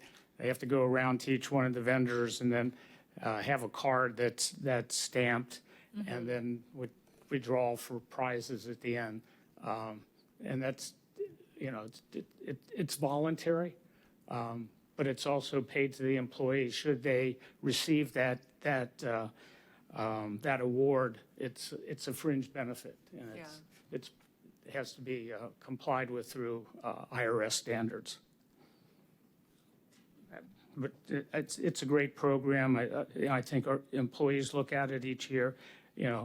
As the mayor was pointing out, we fill the room with vendors and outside sponsors. So we look to that as a favorable benefit for our employees. City Attorney? Yes, I just wanted to go back real quick. Joe, did you decrease your legal services, professional services budget? Over time, I didn't bring. For this year. I can't find it for some reason. I would imagine you are, given that I know previously, the city attorney's office, you relied on a lot of outsourcing the employment stuff. I know that. Correct. But I would imagine that you would probably, on This your may own, be wanna the same, but, decrease it or something. as we look forward, I think, our relationship and what we've been doing internally with employment actions, I think we can reduce that over time. Okay. I think No, we absolutely. initially reduce it, and then it's event-driven. For example, we had several complex personnel issues, which required us to consult with Jeff Mandel, our labor attorney, that we just This didn't was feel comfortable. previous? That was previous, but that was event-driven. That's why they revised it higher, because we had to put more money into it. Okay. So, but again, we can set it at a lower level. Yeah. So name one, we do have an arbitration that's coming up in the fall, which is, That arbitration had been previously assigned to a law firm beforehand. But I think, as we discussed, I can do some internal prep with our staff prior to outside counsel, but that had been previously retained by outside counsel. and there are matters of the PERC and Public Employees Relations Commission. We've had a new bargaining unit representing our service employees. That's required initially some representation by the city with PERC.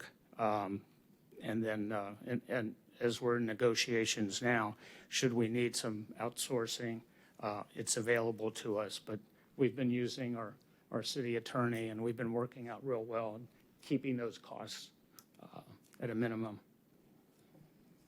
Yeah, I think it's a lot of it to the city attorney's office, because your budget for professional services was 162 revised last year. Now it's 88, which is again why I believe the HR consulting should all be in that, because it falls under HR, not necessarily, 30% to HR and, 70% to the general fund. I think that just makes it too confusing, or 40, 60, however it works. Member Moscoso? Yeah, I'm sure it's a great program. I think what we're trying to do is save the taxpayers. So I'm in favor of cutting it. Can you be more specific? Sorry, the 11,000 health fare. I mean, I think we can give them a budget of $1,000 for food and a little whatever, but I think 11,000 is excessive. Yeah, it's just, like I said, it's hard to, because I just see that, but I don't know what that's going to, so it's hard for me to say, yes, let's keep doing it, because I have a health fair that we have, and it's primarily vendor, so we don't spend a lot of money on it. But I'd like to have like something for food and some prizes. Sure. But I don't know if we need 11,000, so probably looking, unless you feel like you need 11,000. All right, so I think we're all up here about, let's cut 10,000 out of that? Yeah. Cool. And I think the employee wellness incentive program, I don't understand why that's costing us 40,000. Like I said, if they get to, you do your biometric screening, it shouldn't cost us money in reduced premium, should be an incentive for reduced deductible, but that should all come out of the health trust fund, right? So I think that needs to be looked at as well to make sure we're getting ROI. I'm not saying it's a bad program, but I think we need to figure out if that's the most bang for buck. And then I will be the first one to say it. If I gotta be the bad guy, I gotta be a bad guy. I think we're overstaffed in HR. And I think 7 people in HR for 600 employees. Mark, he's an outlier because he's risk management. But, you know, with the broker coming in and now doing enrollments, as we move towards more technology for payroll, these items should be automated. You know, the paperwork should go away. And that's one of the scope of services that we're working on. It's going to take some time to develop that technology. Our benefits consultant is offering that to us. It's part of the agreement. So we will move towards automation beginning this year and into next year. Yes, sir. I mean, it should be for open enrollment this year. I mean, it's not hard to upload data files. I mean, Oh. I've done it. Remember, Nelson? And I'm thinking maybe we need to compare Melbourne and us, see who's doing what down there, how they're managing it, and then look at us and see where we can cut. Thank you, Member Nelson. All right, Mr. Joe, thank you. All right, thank you. All right. I believe we're on to purchasing. Anybody have any questions here? No? Purchasing is a department that I do not understand. And when I say that, I mean, I feel like there's a lot of people. I don't really know what the workflow is or what that looks like. I do believe there are some services that can help cut down on the staffing needs as well as maybe make us more efficient. Wanted to hear your guys' thoughts. Member Stokel? No, I was just going to say, can staff explain what the purchasing department does? Sure. Sure. The purchasing administrator oversees all purchasing, solicitation of RFPs, contracts, construction, development of scope of work, so forth, within, as we advertise and bring back to the council. They also oversee our use of existing contracts when we use Sourcewell, we use state contracts for purchasing of vehicles. The other side of that group handles the processing of requisitions to turn into POs for the city to do business. Especially in October, that's very heavy when there's thousands of POs issued throughout the departments. There's 2 staff members that monitor that and turn a rec to a purchase order by reviewing the department entries. Okay, and that was my other question. Do you know how many people are within the purchasing department? 5. 5 total, and they work alongside finance but are not considered part of finance, I'm assuming? Correct. In the past, they were part of finance back, I don't know, 15. Yeah. Okay, that's it, okay. Okay.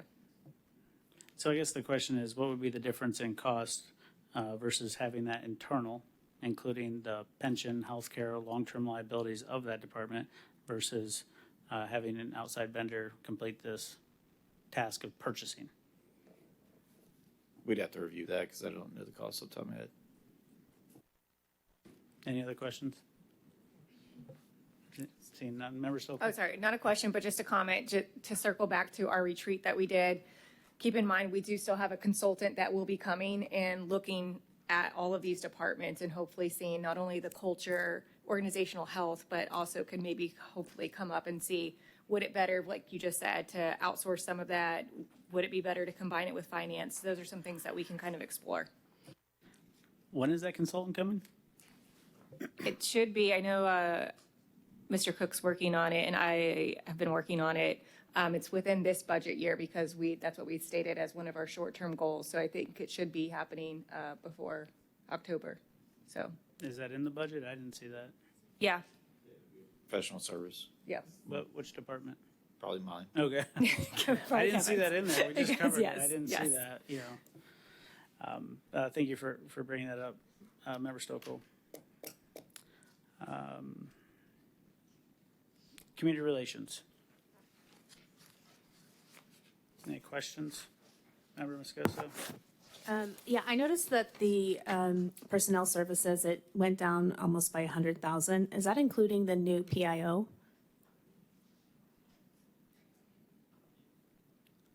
Mr. Kevin? Yeah. No, don't worry. So the personnel services went down 100,000. I know we lost our PIO. Is this 251,000 including the new hire? No, I believe the PA was allocated to 1701, so this is the 3 remaining community relations manager plus the digital compliance and a media services tech. So where does the PIO fit? 1701. Yeah. Oh, okay. All right. Thank you. Well, just right off the top, there's a budget mark for $20,000 for flash vote. I think that could go away, but that's my opinion. I don't think we got the results we were hoping for in terms of participation. So it seems like unnecessary, and it didn't work, and we tried it, and let's pull it up. Okay, take that out of where? Community relations, there's professional services, $20,000 for flash vote. Okay.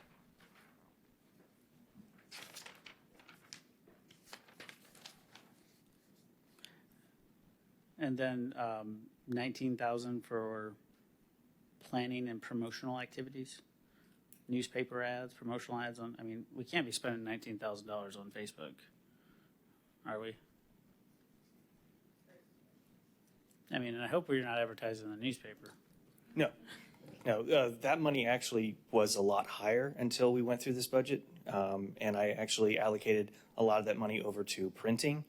I believe in the past years, promotions was in the 40 plus range from my predecessor. And I felt that was probably a little exorbitant. So I reallocated a lot of that money. Some of it has moved over to the different software things, which are now being handled through IT. But as far as the 19,000 for promotionals, a lot of that helps with some of the printing when we have to do big items like banners and stuff for different events. If we have to get extra copies, we have a finite amount for the printing budget for talking points. For instance, right recently, up until this budget year that we're putting for now, printing was set at like $200, and that doesn't even cover one cycle of talking points. Talking points is on average about $800 or $900 for the prints every quarter, so that's why that money has gone up. But as far as the 19,000 for promotions, that's kind of been a catch-all in the past to cover things that weren't exactly specified in the previous budgets that I've now inherited. So in this past fiscal year, how much of this budget did you use? I will have to get back to you on that one. I'm not exactly sure. I mean, just from what I'm seeing, it's hard to drill down into the year-to-date actuals, but I just, if we're not advertising in the newspaper, because Wanda's budget is advertising in the newspaper, and that's, a lot, right? And I don't think you guys are doing that. We pay for hometown news every month, and that's $200.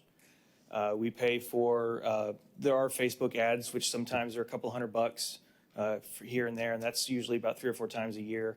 And then I believe, we don't do the Florida Today anymore. They upped their price a lot, so we canceled that about a year or so ago. So it's just a matter of putting out, printing different objects, different things like that go beyond talking points. So we pay $200 a month to Hometown News? Yes. Is that just for a subscription, or is that? That's to put an ad in. We have a page in there in the first issue of every month, and it's about $200 each. What are we advertising? It's just it's a local news thing. Is we put out there press releases, we put out there advertisements for events that are going on. For instance, in the July issue that came out just before, I think it was either the June issue or the July issue just before 4th of July, we put a big thing in there about the Red, White, and Boom and about the parade. Big events like that is what we put in there usually. Member Moscoso. Can we do that case by case, or do we have to have the $200 a month? Like, for example, I think like I would July. have to talk to Rodney down at Hometown News about that. I think it's just it is month by month. So if we don't do it one month, we don't do it. I don't pay in advance. I don't pay. You're not paying like a No, kind I'm of not like a paying subscription. not a fee Okay. for the whole year. It's month by month. And if Okay. I just say, hey, I'm not doing one this month, they won't That's charge fine. us. Okay, great. Thank you. Because to your point, quarterly talking points is $800-900, right? And then we have 5,000 earmarked for that, I believe. I believe so. Printing and binding. So that gets your talking points plus a little extra. And so the 19,000 for promotional, Facebook ads are very, very inexpensive. Mm-hmm. Again, to your point, we're not doing them very often. So I don't know about you guys, but I would probably be in favor of reducing that by about $15,000 on promotional, and then going case by case with the hometown news. Member Nelson, I was thinking 10. Sorry. going down 10 or 50? Going down to 10. Going down to 10. All right. Without, Member Moscoso. If we went down to 10, what would that look like for you? I think I'd be fine. Okay, thank you. I'm fine with that. Member Sokol. Do we have to pay anything for Spectrum for broadcasting our meetings or anything like that? No, we don't pay anything for Spectrum for broadcasting. That was all part of the charter agreement way back in the day in the 90s when the channel was first birthed here at the city. All we pay is occasional maintenance when something breaks and I've got to get it fixed. But we don't pay any kind of fees on that other than, well, there's a Spectrum internet, but that's handled through IT that helps with the live streaming side. But as far as Spectrum TV broadcast, we don't pay for that. Okay, and then knowing our council dynamics and how much that we want to increase transparency, we want the public to be aware. I just want to make sure that we're giving you all proper direction on that. Do you feel that if we are to cut this, unfortunately, it's not one of those core essential services, but we all can agree that transparency and education is a priority. Can you utilize and kind of maximize some of the free resources that we have, utilizing the social media, doing kind of expanding on what you guys are doing? Okay, within those budgets, if we do make that cut? From the promotional? Yeah. Yeah, okay. Yeah, because, I mean, it doesn't affect us specifically as people, and there's 3 of us. Okay. Manager and 2 workers, and, you know, I'm not just a sit behind the desk manager, I'm out there doing stuff too. So we make things happen, and, I mean, we've been operating, this has been a 3-person department since the 90s, and it's remained a 3-person department. It swelled to 4 people when Jim Thomas was still here, and then went to 5, and now it's back to 3. So, do you guys still do that component of the community advocate within your department? Yes, I've been handling a lot of that lately. Okay, and I think that's too, that just I want to make clear of what this department and how it's kind of evolved is you guys do a lot of different things for how many people you have. Complaints, if somebody comes and somebody that can talk, press, oftentimes, which I don't know how that will work with the new PIO. All of this technology outside of IT for running our meetings and setting up when we meet off. And then also making sure that you put out accurate, correct information of what we're doing. So it's a lot, and then trying to educate the public. So I just want to be clear that I think that is important to us. So I just want to make sure that we can do that, but as was discussed, the lowest cost possible, because unfortunately, when we do look at budget cuts, this is one of the more areas. We have to pave roads, we have to have police officers, but this is one where we can cut. But I just want to make sure that that still remains a priority, I think, for us, and that you guys feel comfortable and confident that you're supported by council to do those things. Yes, yeah, I don't think there's going to be any problem with those cuts that you're mentioning right now. Now, as far as us working, we flex our schedules. So, in fact, I've reduced the overtime amount a lot from what it was in the past. Thank you. We don't use it. We flex. My guys would rather have home time than overtime. So, and now we're only down to 1 person that can get overtime anyways because Shane is bumped up. Okay.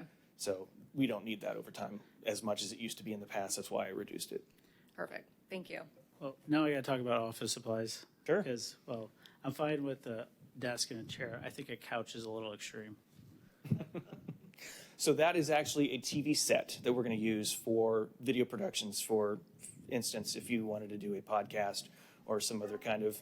I do not. I have no. I'm trying to help myself here. So I have no interest in a podcast, and I think a couch is a little much because I know I'll be pretty upset if I see people in there sleeping on the couch. Right? There were talks in the past of doing a sit down meet and greet with different employees, different even having council members come out and speak about things, different things like that. A sit down with the city manager monthly thing at one point was discussed a long time ago, way long time ago, I think back when I was first here.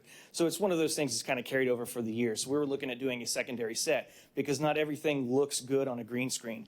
And plus green screen adds time to process. And then when you have a police officer in there with green on their patches, oh great, now I've got to rotoscope that out and make sure it doesn't look weird.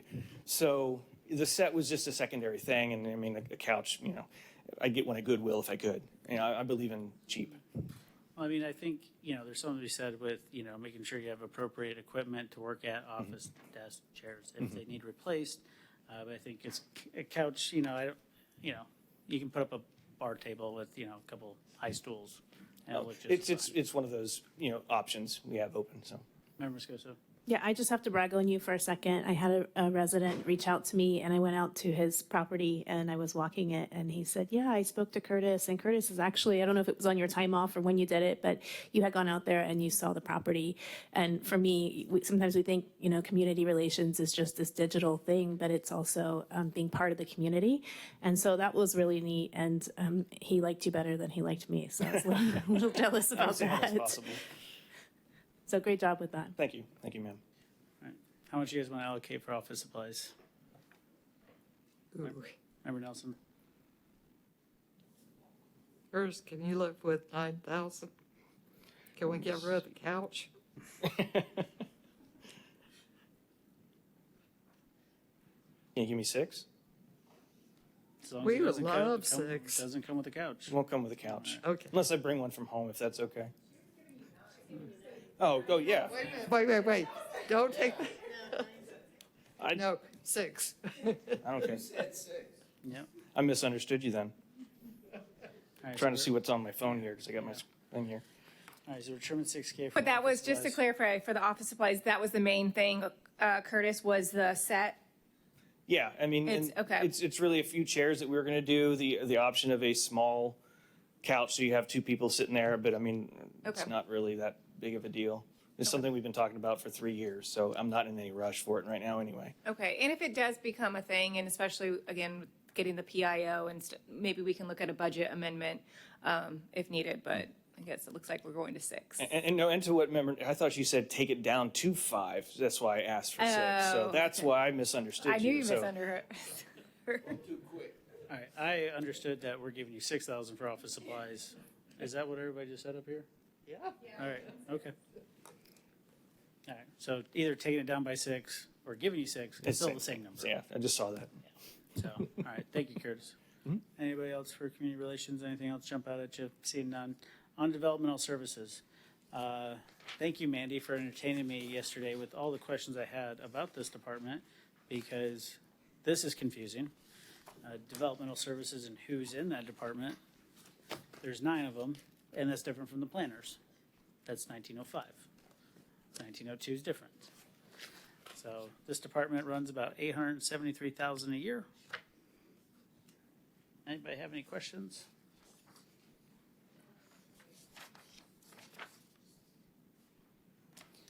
Was that new employee that was earmarked during the 2024 budget in this department or Brad's department of 1905? 1902. 1902. Member Stokel? So can we, since you brought that up, can we just clarify the positions of the development services versus the planning and how they work together? Sure. So in 1902, my salary comes out of 1902. The city engineer's salary, the business tax receipt, special events. There's a permit technician who reviews site permits, building permits. Thank you. So Sandy's having to remind me who the employees are. We have our department's administrative assistant. And then we have our senior engineering site inspector, a site inspector, and a development services manager. I don't know if that's that. And who's out of planning?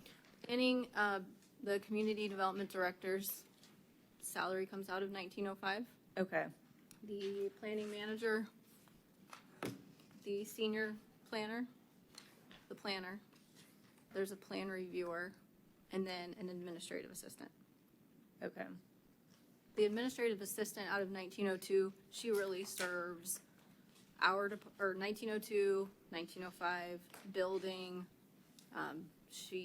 Her salary comes out of 1902, but she's our senior administrative assistant. I would have put you in the planning department, like just knowing. So yeah, I could see how that is confusing. And then what about sustainability? Sustainability comes out of, sorry, I missed 1905. It comes out of 1905, plan. okay. Plus 3 public works employees. Yeah, and then the CRA and then the Public Works CRA, 1905. Okay. I just think it's fascinating. I'm kind of nerdy when it comes to numbers. Well, I get it too from an accounting perspective when you have to reconcile everything. To help confuse a little bit more, the CRA planner and the public works technicians are paid out of the CRA Yeah. fund. Mhm. Yeah. Other, they're listed in that division. So, Yes. So when we sign timesheets, we have to sign those timesheets, but the money comes out of a different fund, so. And I guess the challenge we have, and hopefully you guys can help me reconcile this in my brain, but roughly between 1902 and 1905, we're spending about $1.8 million on the departments together. And with the new state law change, with how we can charge developers basically for your time, how do we make up the difference? Right, so in 1902, I actually pulled the site plan, which are the site plan review and the site permit fees, year to date for our revenue, and we're at 1.164. We had several really large projects come in the last couple months. 3 months ago, we were at about 500,000, and so that 1.1, I'd have to pull it again, surprised me, but I knew in my head we had several very large projects come in. Site permit fees over 100,000. So to your point, we're at 1.2 million. Mhm. So we're still negative 500,000. And with future, again, state law impacts, that number of 1.2 million or 1.1 is going to probably decrease unless we can find a way to, come up with a hard cost that makes sense. So, I'm trying to figure out how we get the revenue. Do you have any suggestions? Do I have suggestions? I mean, obviously, we're going to have to start looking into, this is a newer bill, a new state law. We are constantly talking to cities in the county, other cities in the statewide to see what they're doing. There's the building fees that I know they're going to look into a possible consultant. That's something that we had talked about, to see what that consultant might have to say about the site plan fees. So, I mean, it's so new. We're just now talking about it. Again, sorry to put you on the spot. It's just these are the things I think about as, the common question that we hear is make developers pay their fair share and, get it off the backs of our taxpayers. And, this department is basically funded by taxpayers to walk developers through the process. And so how do we get to that more cost neutral standpoint is going to be really important. Member Stokel? Yeah, that was my thing, is to see how can we get to that break-even point as well. The other thing, which may or may not be popular, is we often hear applicants willing to pay extra money to expedite. And I don't want to hurt the integrity or quality of an application or its thoroughness. But at the same time, I feel like if there's a way that we can have some tax relief for our citizens and we have people willing to pay, I would like us to explore that. And then also just understanding what type of applications we're getting between 1902 and 1905. Would it be advantageous to restructure the department? Like if we need somebody focused more on the planning side than the permit side, I don't know, but just maybe trying to see if we can be creative in that regard, depending on the applications. But anything we can do to try to keep the taxes down, which is, I know, tough. I do have a question though. What is $50,000 for hardening the front? And I do see the note that said the city manager deferred that, but I don't know what that means. So right now, the front office upstairs, we paid really Public Works years ago to put in a door. I mean, you can go to the door and just push it with your elbow and it, yeah. But there's plexiglass up there because of COVID. As you can imagine, we would like to have more hardening as far as security, glass. PD recently did some bulletproof to their glass area in the front. We thought we would try it and see if we could get it this year, because we've talked about it for many years. But Do you feel that safety is a concern for you guys? it's always good to be safe. I hear constantly that they are concerned about the safety, given Yeah. the numerous instances of violence that occur throughout the country. And we've had some, knock on wood, we haven't had any real serious, but we've had trespassing, we've had some threats, we've had to have the police come out. That's why we have armed security, which we didn't have years ago. We've just seen an escalation in threats against workers, and they are concerned. They bring it up to me every year. Justin, this is a question about their budget, but more for you. I'm under the understanding that our customer service calls are recorded in our customer service division, for disgruntled complainants, or, if there's any discrepancy in the audio of issues.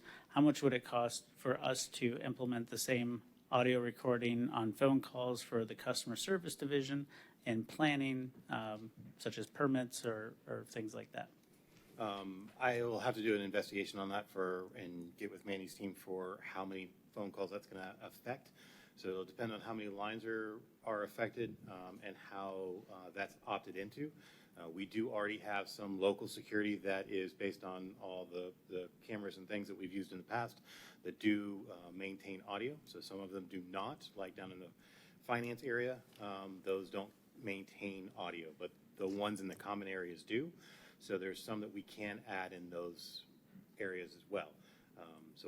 I can definitely look into what that cost would look like.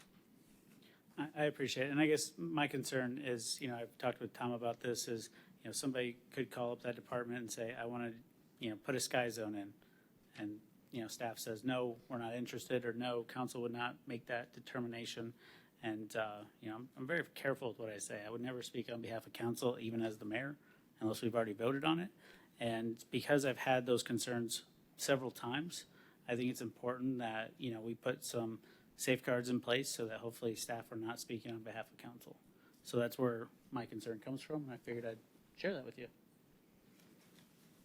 Any other questions about 1902 or 1905, since we talked about them together?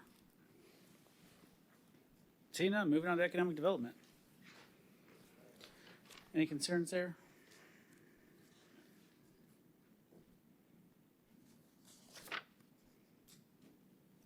No, I guess not. All right, neighborhood services. Anybody have any questions? Thank you, Justin. All right, I've said this for a while, since I got on council. We should not be operating this building. We don't do social services. We need to have a nonprofit come in and run that building and provide social services. I think the cost that we're paying to operate it far out exceeds what we get from the federal government. I think we would have much more bang for buck if we implemented the process used in Cocoa, where Family Promise came in and rented the building from the city of Cocoa for $1 a year for 20 years, and they did all the rehab, they paid for all the maintenance, electricity. Sandy was trying to calculate the utilities cost of that building. I think we're at about $100,000 a year, roughly, in terms of just utilities. So I think that's something to be said, plus the $60,000 that we spend on security for that building. So there's $160,000 right there. And then we would give that building back to the community. Member Moscoso, where are you going to push your button? I'm just curious, if we did that, Terry, how would that affect you? How are you guys, in what ways are you guys using it that it would affect how you guys do your job? So with neighborhood services, we have two divisions of that department. We have the social services side, which is a non-core function of the city. And then we have our what we call our housing side. That's where we manage the city's CDBG home and SHIP grants. So both of those divisions are in that building. But other than that, I mean, you could still continue to, could they still use that building just as an office space? Potentially, but we could also 'Cause find an for me, office. that kind of appears that's what it's being used for. Yeah, I mean, when they're writing their grants or applying for grants, I mean, that could theoretically be done anywhere. You know, it doesn't necessarily have to be there unless they're meeting with the client, which, you know, depending on which nonprofit decides to operate it. Before, it used to be North Brevard Charities. You know, I've sat down with the CEO of Brevard Health Alliance and he said, if you give me enough office space, I'll put a doctor's office here. You know, so what do social services look like to that community? In addition, I'm pretty sure our ad hoc committee is going to come give us the same pitch here in the next couple of weeks. So, Mayor, just to elaborate on that, the ad hoc committee is reporting out on August 11th, and one of the recommendations is to outsource or return the building to the community. If you recall, several years ago, North Brevard Charities ran the building, and we still were actually tenants of our own building. They ran the whole program. We did an RFP, and potentially that's something council may wish us to consider. Yeah, so just to clarify further, I think I probably didn't answer all of your question, is the way that the center, the building is divided is there's a front reception area, and then there are the city offices, and then there is what we call the tenant wing, and there's about 6 offices that the city leases out to nonprofits. And how much do you make per month from those 6 offices that you rent out? Well, currently only 2 are rented. Okay. And that's $2,400 a year. Thank you. Member Stokel. Yes, if we were to do that, do we have an estimated of how much we would save in our budget? About $100,000 in utilities alone. Yeah, besides, that's the one thing I did hear, but like, is there anything else? Is that what we're talking about? Just I the mean, 100? it depends on if you want to look at staffing as well. Okay, okay. How many staff do we have in neighborhood services? Sorry, Terry, sorry. Because we just lost it. 1, 2, 3, 4, 6. 6. Yeah. Okay. The question is, do we feel that we're getting 6 FTE worth of community service or social services? Right. I mean, currently it's costing us roughly $737,000 a year. Yeah, that's what I was looking at to see. And I don't think this price includes the 100,000 of utilities. Is that coming from somewhere else? Facilities. Facilities budget, okay. Okay. Yeah, so this roughly costs us $837,000 a year. And I guess that might be a question, Terry, too, if the federal government's starting to roll back some of their grants and funding, do you feel that we could potentially go down to 5 FTE? Would that be, I know that's a hard question to say or to answer, but. Yeah, although revenues, if grant revenues go down, there's a lot more. I'm sure you've kept an eye on all the changes in the legislative and new rules and things. It would be challenging if we decreased staff to manage the same, high level of compliance for the That's what I was grants. gonna say, compliance is the key word, and Yeah. that's very time consuming, when it comes to making sure you do everything correctly for that, so, okay. In the city manager's proposed budget, it's already proposed to eliminate 1 staff position from 7 FTE to 6. In the city manager budget? Mm-hmm. Okay. Member Nelson. I would like to see us outsource it. I think it'd be better for the community. Whatever nonprofit gets it can turn around and do more things, maybe do things after hours, which is harder for us to do. So I'd like to see us outsource it. Vice Mayor. Yeah, there's no reason why we can't put together an RFP for nonprofits to and we could delineate the type of services that we would like to see so we don't lose whatever services we provide for the community right now. So, you know, that, I think that, I've thought that a long time too. We already have an RFP ready to go as far as partial We outsourcing. can make decisions. North Brevard Charities. Now, you're talking about, we still maintained all the facility expenses when we outsourced it to North Brevard Charities. So we took it, we Whole did the entirely. utilities too? Yeah, we paid for all that when it was outsourced. They just ran the center. But you're talking about actually just basically giving them the building, and we just become a tenant. No. And they take all those expenses. He's trying to see What how we we will can cut do costs. is we will Right. lease the building for $1 to $5 a year. We'll give them a great deal on rent. We're not giving up control of the property, but we're not doing any maintenance. We're not paying any utilities. They get a building for basically nothing. Yes. Depending on who wins that RFP of what social services. But again, the way they do it in Cocoa is one nonprofit is kind of the primary tenant, and they sublease it out to other nonprofits to fill other social services gaps. So Family Promise of the Brevard rents the Cocoa Fire Station, but they have Career Source in there. They have Help Me Grow. They have, I don't know, Elevate. They have a bunch of different programs in there right there in their community. So that's where we can actually leverage this building to get some of these countywide nonprofits up here, but it's going to take somebody doing that day in and day out to foster those relationships. Well, it looks like I'll be giving Stockton Whitney a call. Family Promise of Brevard actually paid cash $20 for 20 years of rent. It was pretty funny. Yeah, $20 bill. So there's definitely a way to do it. Now, in terms of how much staff does it take to operate the CDBG ship and home programs, that's my question. Because those are really what we're doing. And how does the staffing, because now we're thinking there's going to be a lot of cuts. I think it's down to 600,000. How does that, would that reduce your staff since we're not expecting to get as many grants and things like that? Oh, the outsourcing of social services does not impact the other side of the department. No, not outsourcing, but when we looked at the budget, I think it went down by 50% of what we're expected to receive from SHIP and home and things like that. Would that affect the level of staff that you need? Because you're going to be dealing with a lot less money.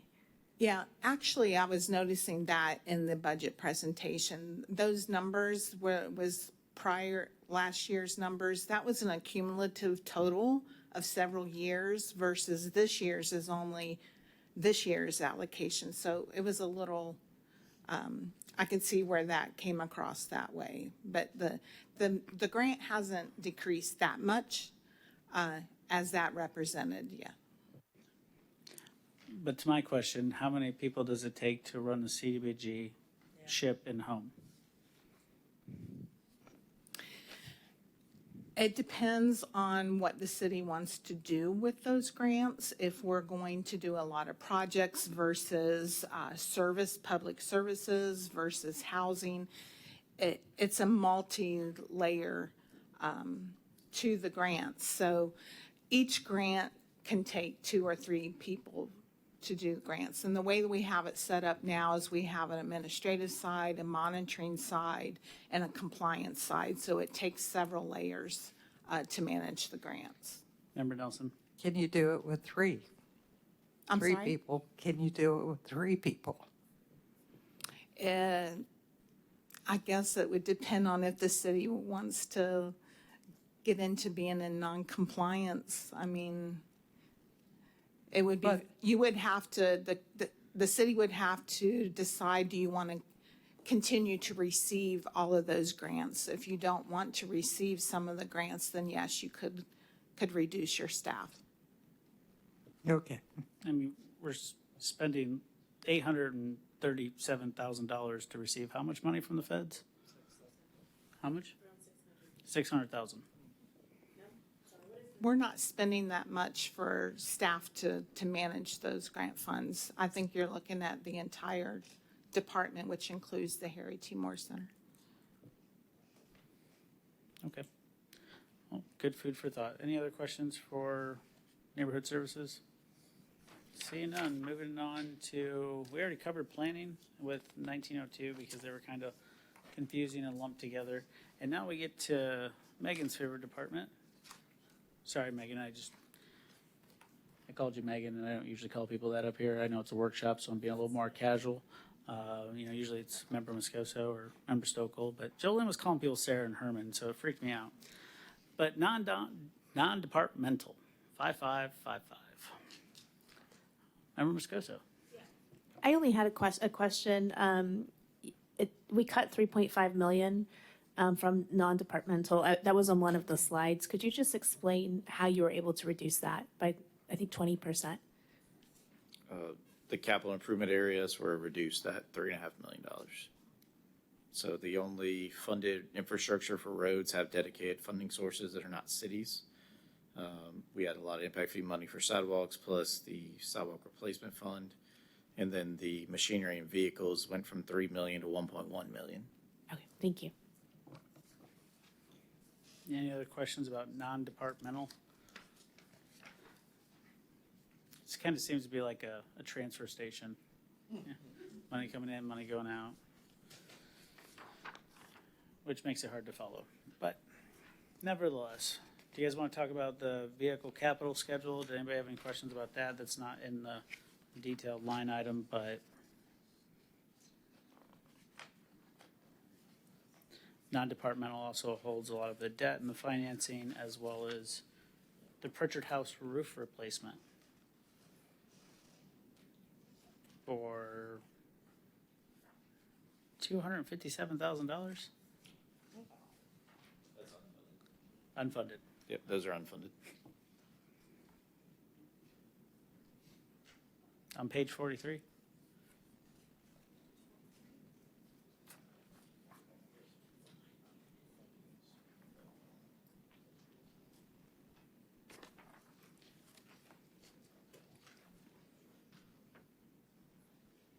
I know it's on the unfunded list, but I can find it in there somewhere, I'm sure. I'm on page 43 of the proposed The budget. detail notes. Yeah. Said non-departmental / construction in P. Oh, it says denied by CM. There it is.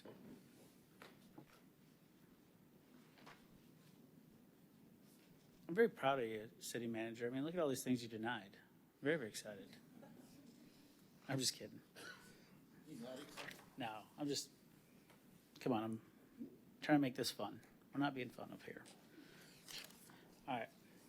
Anybody have any questions about the capitals or vehicles? All right, we're on to special revenue. Fund 104 CRA. Anybody have any questions?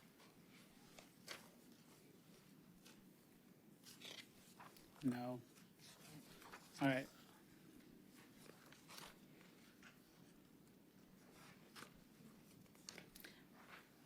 We already talked about impact fees on page 91.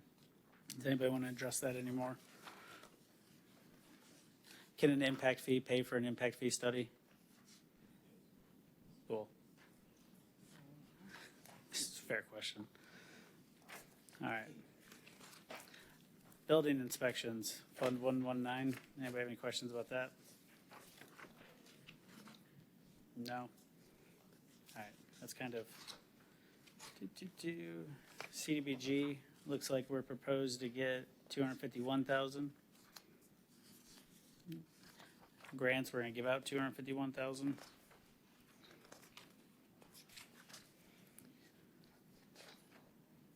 Home, not much. 100,000. Ship, 264,000. I'm just flipping as I'm trying to get to enterprise, Sandy. I know you're excited. Can't wait. Just didn't want anybody to think I forgot them. All right. So we're on to enterprise, water and sewer. Sarah, why don't you kick us off? We're on page 109 of the city manager's proposed budget, and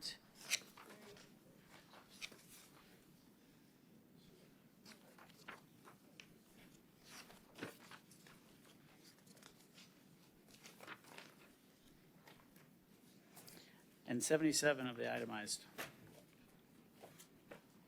Does that sound correct, Kevin? Sounds right, sir. Yeah. You don't have anything? I guess, the thing that, Sarah keeps bringing up during, every rate presentation is, rates keep going up. And, it's hard to get a handle on that. And I know Sandy's, doing the best she can, but every time DEP or St. John's makes another law, it costs our taxpayers about $1 million-ish in terms of do that. So what's come down the pipe so far that we got to fund through these rates? So as with the rate consultant was here at the last meeting, and we only, I think we funded 50% of our requested capital with these rates. You can see on the unfunded list what we had to defer. I think the big driver for costs is capital. I mean, we had 2 $5 million projects this year. There are a lot of capital needs in water sewer, and there's a lot of operating needs that we could fund more too. So we have to kind of develop we need to fix these things, we need to improve things, but we don't want to raise our rates too much on our consumers. So yes, the last year we said 5%. We could have went up to, I can't even say what we could have went up to. So we felt 6% was a good middle ground to keep the capital going. We deferred partial projects so we can start maybe halfway through the year and try to get those started earlier than later, but we don't want to defer too much more. And also, we pay a lot of utilities out of this department, so when utilities go up, lift stations all cost energy and power. We have to run the plants. They are not cheap. So how much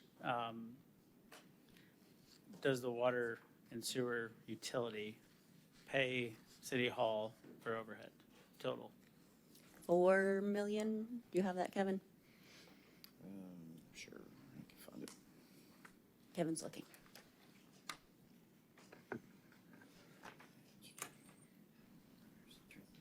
So the general fund admin fees $4,081,000, and the rate of return transfer is $2.2 million. So $6.2 million. 6.2. Do we need that 2.2 transferring?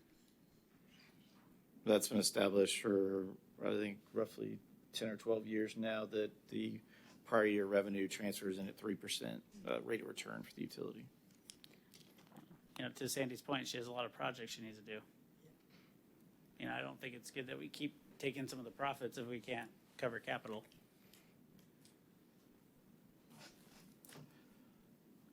Well, then we'd have to find some way to fill that gap, and that would require raising the millage or finding another source or cutting out entire departments. Ms. Sandy? Yeah, I mean, yes, we could always use money, but I utilize services. I'm purchasing, I know you guys don't understand what purchasing does, but they help me a lot. All these projects need to go through purchasing to get out there. They keep us on track with our POs, our P cards, HR, we have to pay into HR. Is customer service out of that, or is that a different? Customer service is out of the admin fee, not the transfer. Yeah, so the admin, customer service. Well, that's the 4.8 million that he's talking about, not the 2.2 Oh, the 2. in profits that are getting shifted over to City Hall. Yeah. I said profits. On my end, yes, I could use 2 million, but I don't know what that does to the general fund. I know that those funds are needed in the general fund, so I don't know what you would reduce to be able to get those. Member Stokel? Yeah, so cities do this, and as was mentioned, I mean, it depends on what we want to do. As was mentioned, our ad valorem doesn't even cover our public safety budget. So that's part of what this transfer does. So you have a couple options. One, you don't do the transfer, and then you decrease water rates.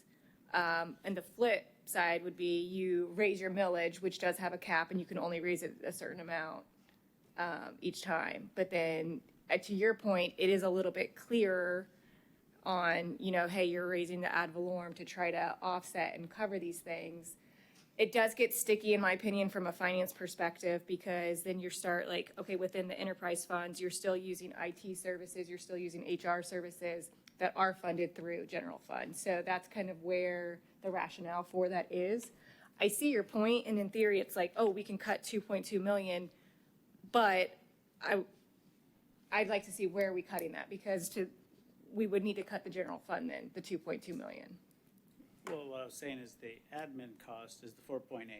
That's the intergovernmental transfer that Mr. Cook pointed out. The 4,081,000? Yeah, 4.08. Yes. That's the one that's paying City Hall for admin, right? It's the 2.2 is basically just profit, essentially, that's going over. Because what we kind of have happening is taxation in a different way, right? You're raising water utility rates to pay the general fund, so you don't have to raise your millage. But, I mean, again, Right. not saying it's good, bad, or the otherwise, but, you know, Sandy has a huge list of projects that need to be funded. You know, where do we want to put the money? You know, there's only so much money to go around. No, I hear you. I guess my point would be, right now, that what we just covered with the general fund included that 2.2 million. Oh, I know. So I would like to cut it too, but I don't know, as we just went through, like, we cut some things, but it's really a drop in the bucket, really what we did cut. So we would need to talk about what do we want to cut. Well, I didn't say the entire 2.2u million, you know. But do you have any ideas to cut part of it? I'm open. I have I'm tons of not, ideas. But Can remember I nothing. suggest 1 million? where? 1 million of that profit stays with Sandy. Okay. We've been cutting, and Andrew has been sitting here writing furiously every time we cut something. So I'm not sure where he is right now. I'm not at a million. Not at a Definitely not. No, there's nowhere near. So how close are you? Where are you? Oh, it depends on how many employees we throw in there in terms of staffing. But you got $10,000 from city council, you got $90,000 from code enforcement, $10,000 from a health fair, potentially 3 people in HR, $20,000 flash vote, $10,000 community relations for promotional, and $6,000 for a couch. $100K in utilities for the from the Harry couch. T. Moore Center, plus potentially 3 people. So depending on how much the people's salaries, pension, and healthcare, you know, you're looking at roughly, $600,000-700,000. Sir, are you advocating layoffs? No, I'm just talking about staffing and budgets. You know, Yeah, 'cause I'm trying to figure out how we can get to that number. I don't see it without starting layoffs.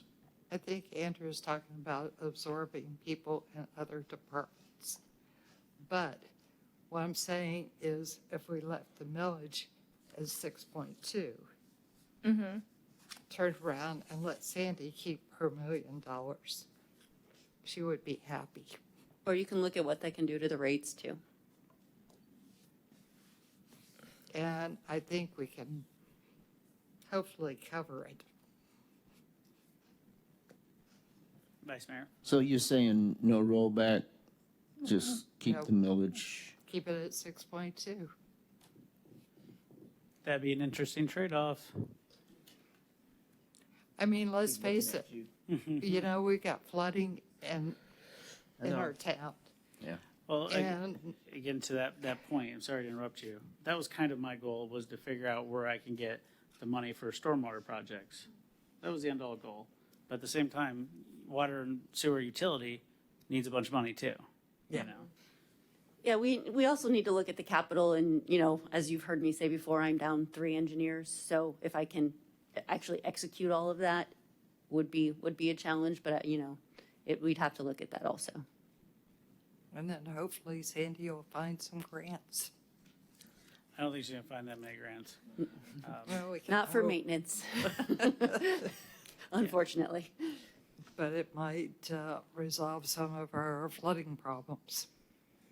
Well, first of Not all, in the water sewer fund. We need a project engineered and designed before we're gonna get any money for construction. And that's where, again, where we need to find cuts in our general fund to pay for the design engineering of these stormwater projects. But again, you do have a big list for water and sewer as well. Member Nelson? So I think Sandy had 4 projects in mind.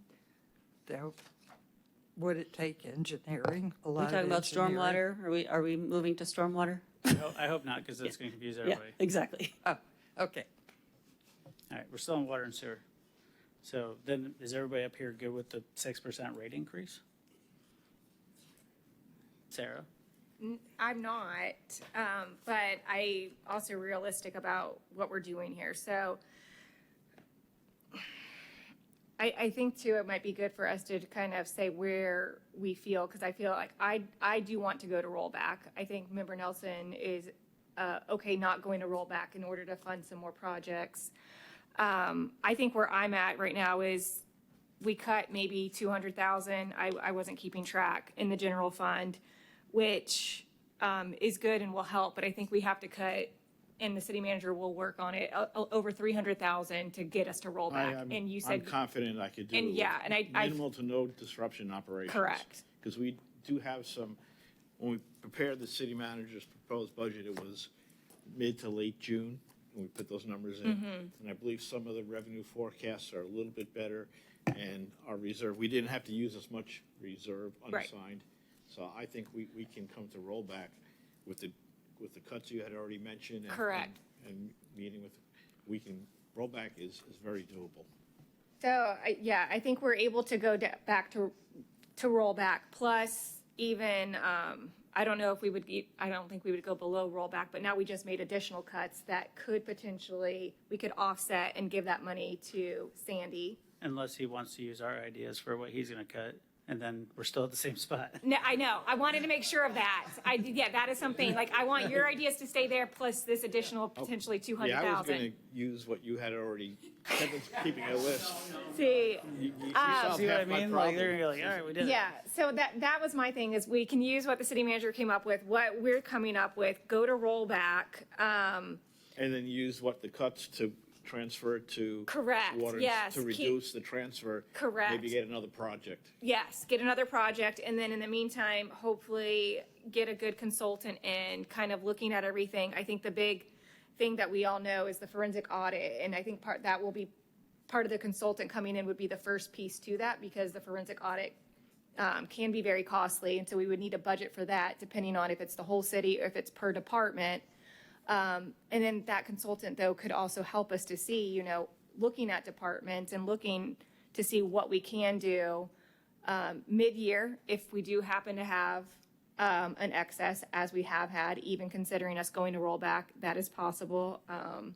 And then looking at funding some of those things. So that's kind of where my head is at right now, to play it safe, but also trying to lessen the burden on the taxpayers. And I wrote this down, these are the things that we're having to think of is, one, we know flooding is probably the number one issue. So we have to fix our infrastructure, and we all know we're dealing with issues that are like decades old. So that's one piece, and that's not a fun thing to say or to do, but it's necessary, and that it will help me to know that I feel like I'm serving people well, even though it's not popular. Those things need to be done to keep people safe. At the same time, though, while that's number one, we're talking about potentially raising taxes, which is why I want to go to rollback, because I don't want to do that. A 6% water and sewer rate, 100% stormwater increase, and an 8% solid waste increase. So when a citizen sees that and sees all of those, that's just a lot, especially I consistently think about our fixed income residents. And so, again, this is not fun, but it's realistic, and it's the hard part of working in the public sector is it's not, in my opinion, as easy as being in the private sector and getting creative and coming up with ways to make a profit. You're literally trying to do more with less, and it's hard. So that's why I'm kind of adamant about the rollback, especially if we are considering these other cost increases to some of those areas. Member Nelson. I get it. And I think there are a lot of people out there that are struggling, and my heart goes out to them. I've talked to some of them. The only thing I was thinking was, rather than doing the 100% increase for stormwater or for flooding projects, maybe take some of that profit and increase the taxes a little bit to cover all that. And I don't know if we can do it or not, but I think for me, I would rather turn around and spend an extra $20 a year or $100 a year and not flood. I mean, I've talked to people who have flooded 3 and 4 times, and the insurance has always paid for it, but still you're talking about There's got to be a deductible. And about the third time I paid that deductible, I'd be ready to shoot somebody. So I would rather, me personally, I'd rather pay the $100 a year extra. If we can make that work, those figures work. Do you realize you said that in front of the police, right? Oh, sorry about that, guys. I do want to interject and say, if you remember the stormwater presentation, even going Right. 100% over, that's not going to fix every flooding issue in this city. That's going to start some, as the mayor calls them, PD&E designs. A lot of these bigger projects are going to come after the stormwater master plan, and they're going to be $5 million projects. Yeah. They're not going to be small projects. I just realized last weekend that all of American Village has perk pipe. That's crazy to me. That's a $10 million to $20 million project. So we need to start getting these designs so I can go out and start finding that money because Yeah. the citizens can't pay for that. Yeah. So I always want to caution, yes, even if we go up 100%, it's not going to stop flooding tomorrow, but it's the start. Madam Moscoso. Yeah, I would say even if we, I'm kind of with you on, of course, I don't want to raise taxes, but with the 6.2 millage, because if we go to 100%, people are going to want to see results immediately. And that's, if you listen to Sandy, it's just not going to happen. And so I think we're doing a good job of being creative, but you have to think, I know for like a single family home, it's 100 and like say you pay 140 and it's doubling, but I've had a lot of businesses and churches reach out to me and, churches are going to go from 1,500, at least I even saw our churches over, I think 1,700 to over almost 4,000. Like it was a huge increase. And so a lot of times we just look at single family homes, but we need to look at the different parts of the city and different businesses and churches and things like that. And if people are going to be paying double, they're going to expect things immediately. And since we've raised the rates consistently, so I'm more with you on the 6.2, although I don't like it at all. It is an option. Well, again, there's plenty of things that we can trim out of the general fund if you guys want to fund these things. That's why we're having this conversation. I think this is different than it's ever been done before, but I think it's a worthy exercise because, again, once the city manager presents the budget to us, it's ours. We own it. Whatever's passed in here, we can't say staff didn't tell us or we didn't know. It falls on our shoulders. And if you go to Tallahassee, they sit in rooms for months arguing over the budget, and then months again because they never pass it on time, and then again, and the staff at FDOT has no input in it. The elected officials pass it. And just, I want to turn your guys' attention to page 50. The fancy book. This is where I had a hard time, and I think Kevin knows where I'm going with this. In FY23, we had 565 employees. By FY25, 2 years later, we had 593 employees.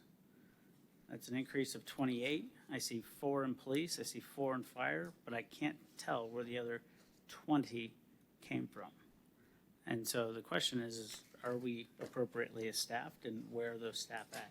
And then again, the way it's kind of broken out, they changed the way they calculated it in which departments. So you go from in 2025 to 231 public works down to 34, which is obviously not accurate. It's just broken down a little differently. So the question is where are we deploying our resources? Because any economist will tell you that people are resources. They're our most valuable asset. But do we have everybody on the right seat on the right bus where they should be? Make sense? Because I don't think our population from 2023 to 2025, went up appropriately for a 20% or 28% increase.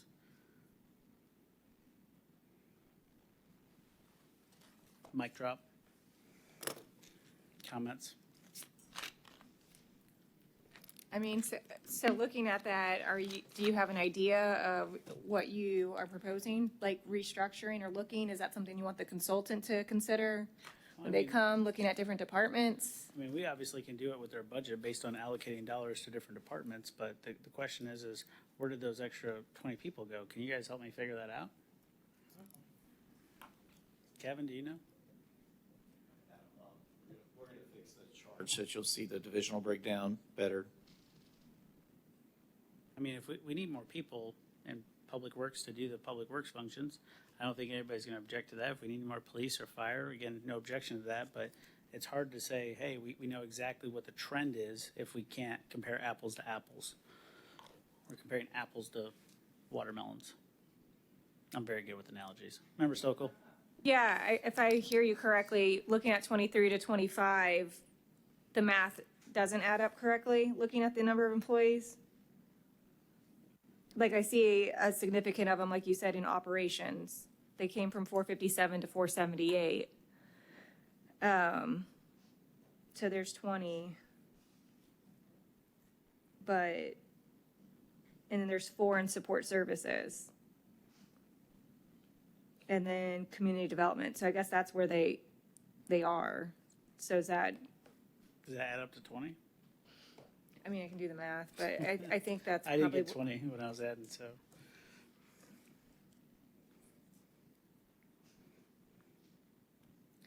Sandy, question about your budget as I let them count.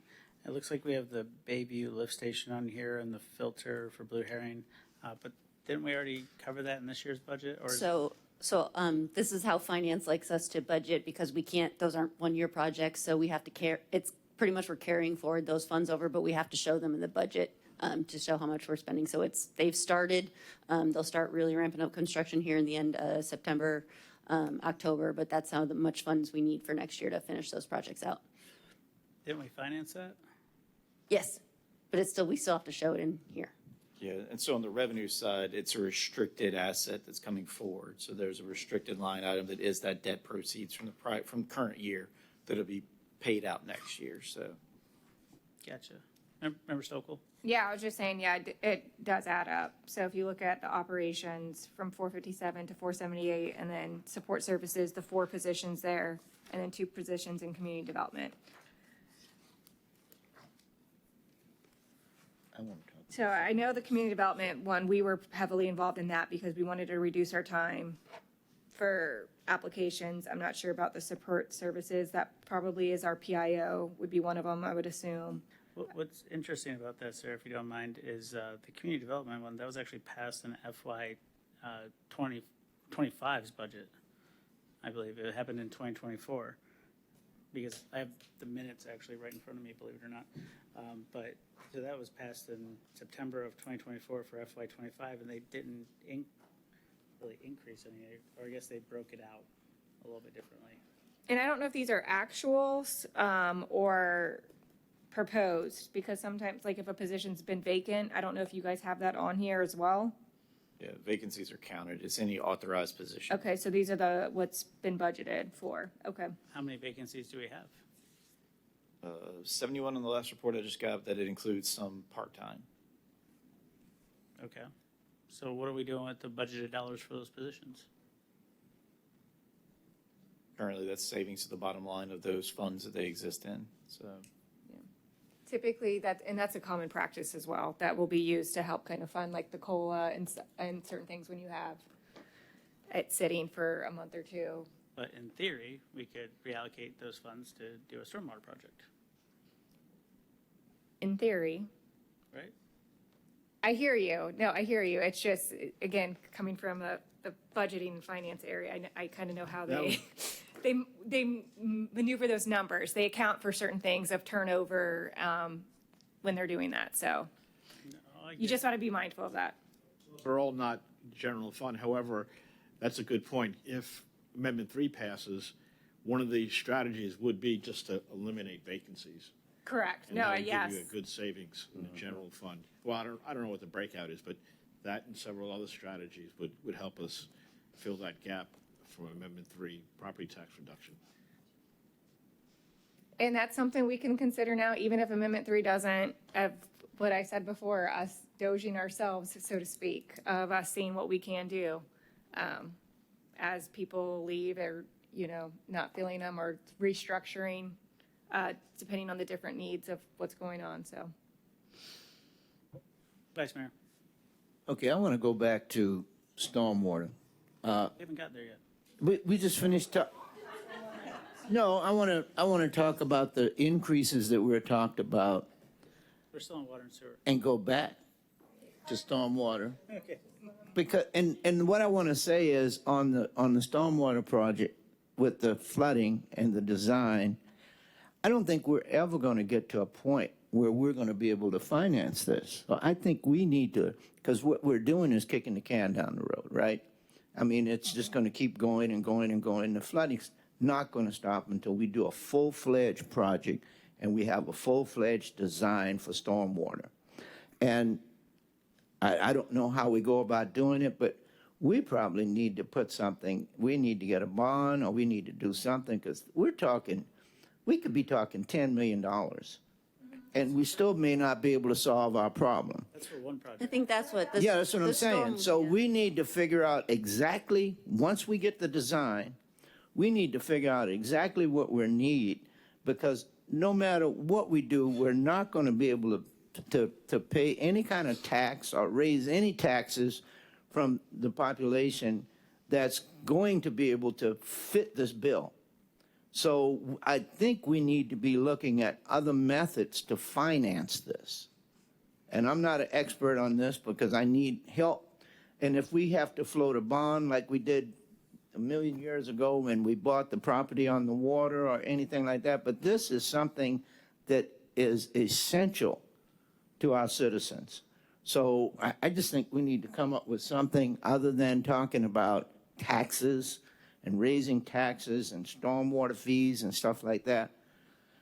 I don't have a crystal ball to come up with it, but I know we need to solve this problem because it's affecting our constituents. Another possible solution is to put it before the voters. I think that's why you have the stormwater master plan. After we get that done, hopefully there will be some sort of magnitude of what we're looking at. Because right now it's a shot in the dark. You know, I'm just throwing out numbers.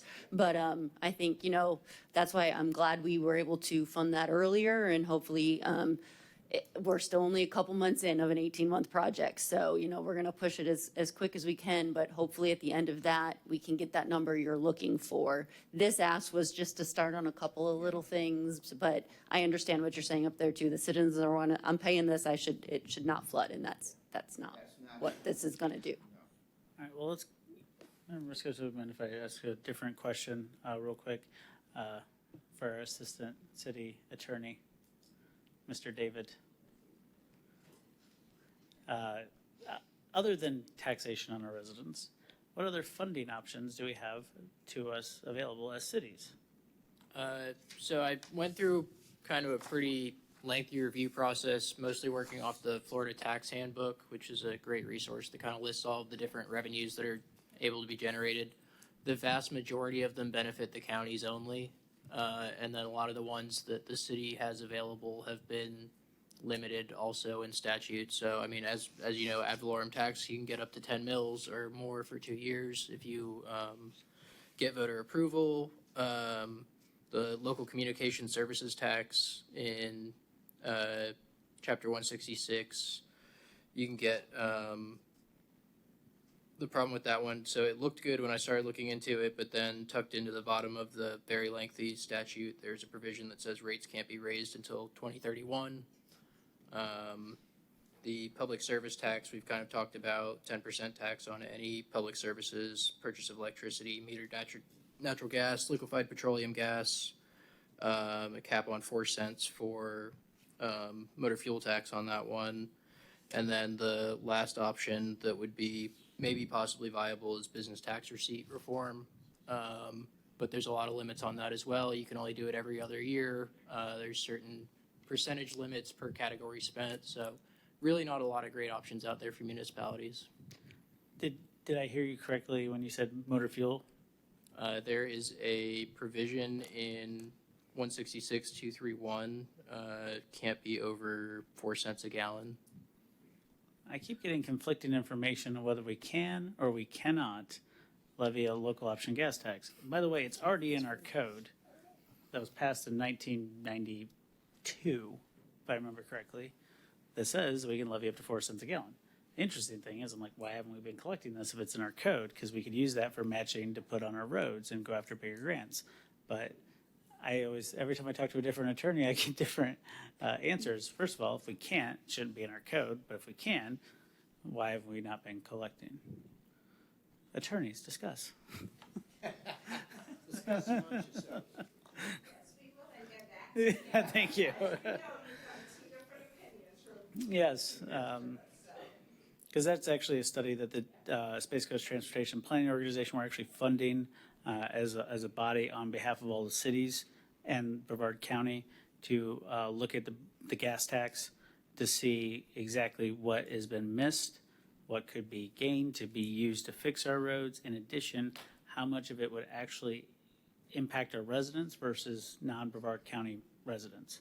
Because when people say tax a tourist, you got to go to a usage tax, either a sales tax or a gas tax, wherever that is. And that's the only way to kind of move that needle where it doesn't just come out of our residents' pockets like ad valorem, but more of an equal disbursement among people traveling through. I think that Wawa on 405 would just print money. Member Stokel. Of course it is. Member Stokel. Yeah, you're making me, because I feel like I've looked into this before. I thought the gas tax went to the state, and that was the only, I could be wrong. Yeah. But because, and I feel like I looked into this before because people were saying when, this was years ago, like, oh, why is Titusville's gas so much higher? They must be taking it. And I was like, no, we weren't collecting anything. I knew that, but I felt like we couldn't at that time either. So I would be curious to see that. And you do bring up a good point with the sales tax because there's a group that believe, especially when you start talking about the ad valorem, that believe because of the tourists and stuff, they'd much rather pay a higher sales tax than property tax. So that's a thing, but yeah, again, working with public funds. Isn't there a special sales tax district that a city could set up in a particular area? I don't know. I would just spitball off the top of my head the 405 corridor where all the hotels are, but that's just where I would pick, or the airport or wherever. But is that a possibility? We'll definitely look into it further. As you know, Thank we need to come to one agreement at this point. But no, we'll definitely look into it because, like Sarah, that's what my research yielded, that we could not. But again, we'll give you a final answer for sure. Member Moscoso? Yeah, I do believe a few months ago, the county looked into the gas tax. And so the attorney there, Morris, might have some information that you guys can piggyback off of. I think it didn't go to a vote because there wasn't a second, but I know that was looked into. So he might have. It might be.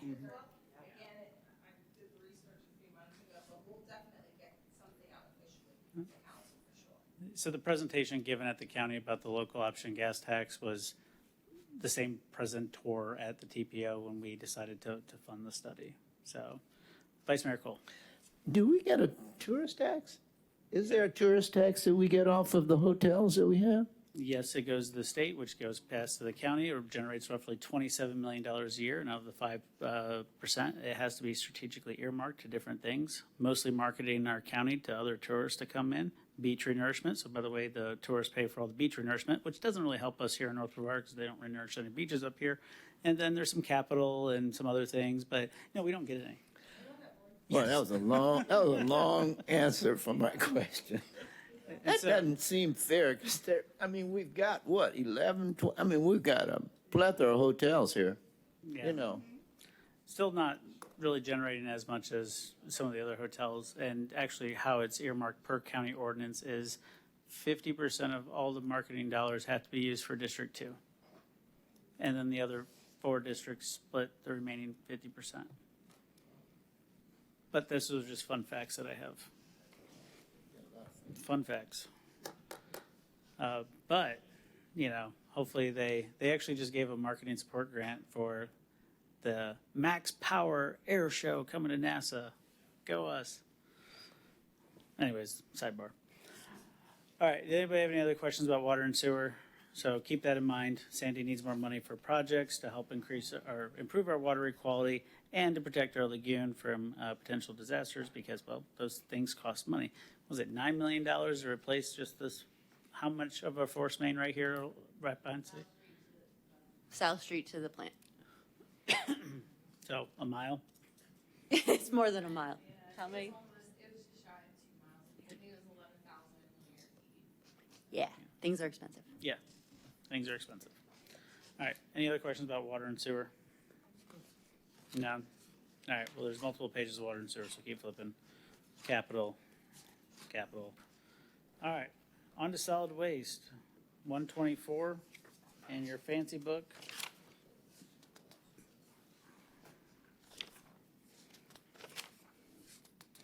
And then page 95 in your non-fancy book.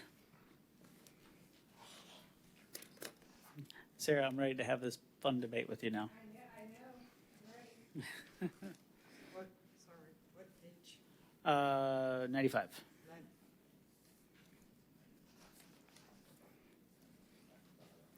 Kevin's going to tell you all the reasons why we should keep it, and you're going to tell me that, and I'm going to say we shouldn't. Okay, let's go. All right. Ashley, did you have something to add? Are you sure? Because I mean, I could poll department heads and we can see who. Okay. So I think the bigger issue is what we're not calculating into some of our costs when we look at cost for services, which is our long-term liabilities such as pension and healthcare. I mean, how many presentations do you need that our healthcare is exorbitantly expensive and our pension liabilities are exorbitantly expensive? So there are 36 people that work in solid waste. We have fleet, which has 12 people. 6 of those people are always working on solid waste. So roughly, let's just call it 42 people just doing solid waste. Would we get a better bang for buck if we had just a fixed cost and double the service? I think that's a fair conversation to have. And then Kevin's going to tell you about how much money they pay the general fund, and it's going to go out the window. Member Stokel. So, okay, question, since you're talking about the pension rate for them, I'm trying to figure out how to word this. So when we pay for their pension, is that coming out of the solid waste budget, or is that coming out of general fund or some other budget? Or is it all only coming out of the solid waste budget? Solid waste pays for the benefits of the solid waste employees. So that's my counter would be, I hear you, but if we are self-sufficient and then also transferring to general fund, and I look at how much we charge versus how much, I'm not going to name the other entities because I am friends with all of the other solid waste companies, we are much lower. The only time I feel like I've ever seen us maybe be like competitive with them is if they are just now getting into a new contract, like a 5-year contract or 10-year, and so it's always a little bit lower and then it incrementally raises. Like that's just how their contracts work. So it's going to be very hard for me to see how this would be cost effective for our residents to outsource it. And then once you do that, I mean, I would need to be like sold on, it would be a significant decrease for us. And then we would never be able to go back. Like it would, that there would just no, so that's why I feel like I'm hesitant and I haven't seen a good argument yet. Maybe, go ahead, your turn. Year to date, we've lost $360,000. You know, so self-sufficient, barely. In addition, what happens when folks retire or what if there are a change? Like we're still carrying them on our books. Like we still have to fund them out of the general fund in terms of pension liabilities. So while they do pay in currently, that could change down the road for sure. I don't think they do come out of the general fund liability. No, on their balance sheet, it's solid waste has the pension so we OPEB don't- liabilities or the fund, or within the solid waste fund. Yeah.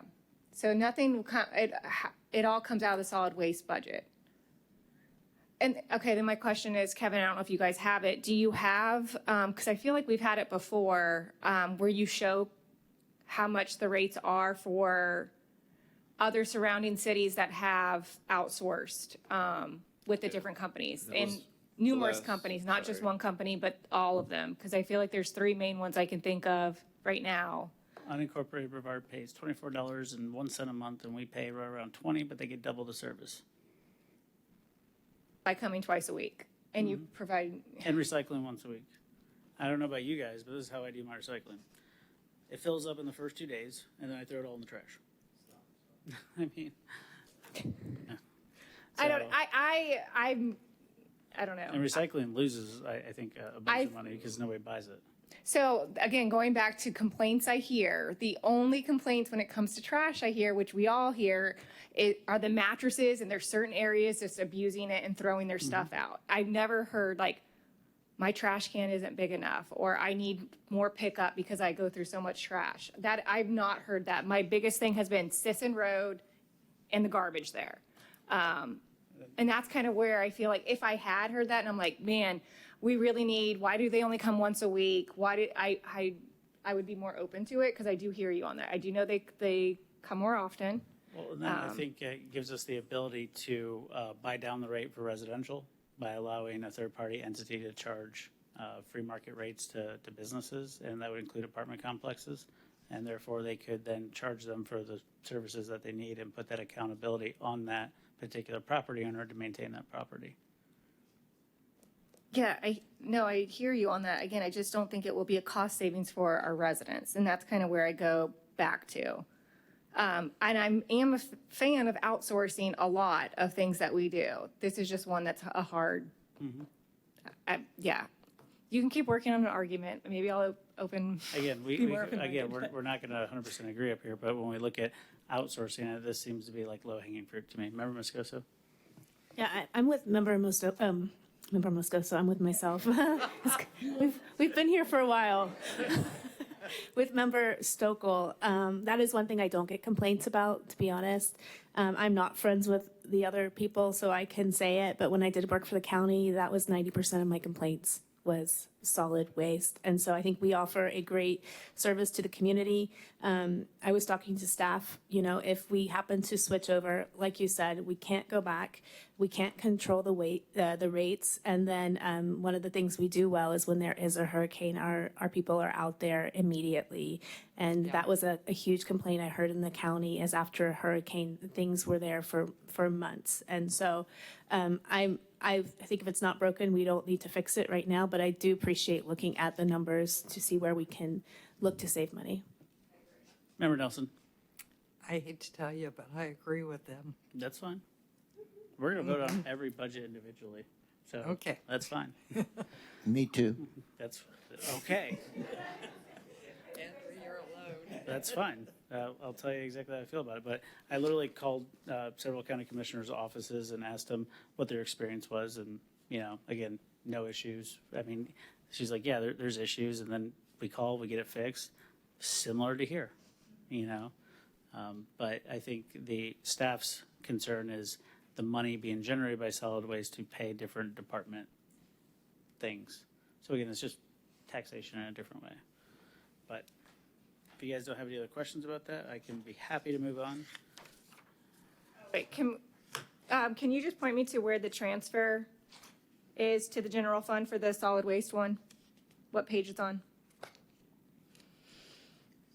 125. 125.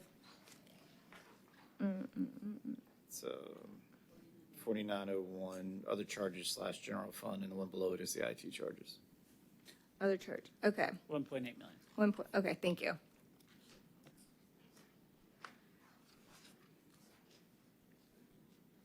And then there's non-departmental solid waste 404 and 128. It's pretty much the same thing. But again, I think the bigger issue we're going to have is the trucks and the truck replacements and the capital expenses that we're going to incur, trying to keep that staffed. And I think y'all remember when we didn't have 2 recycling trucks one day or for a month. Was it 2 months? Because then your phone did ring quite a bit because nobody's recycling got picked up. All right, on to Marina. Anybody have any questions about Marina? No? Okay. Now we're on stormwater, guys.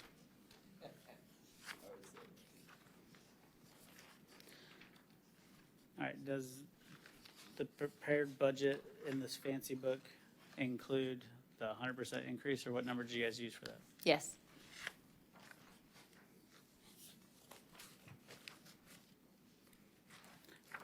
I don't know how the rest of the council feels, but I'm assuming you're not going to get the 100. That is So, a good assumption. yes. I am also getting those emails.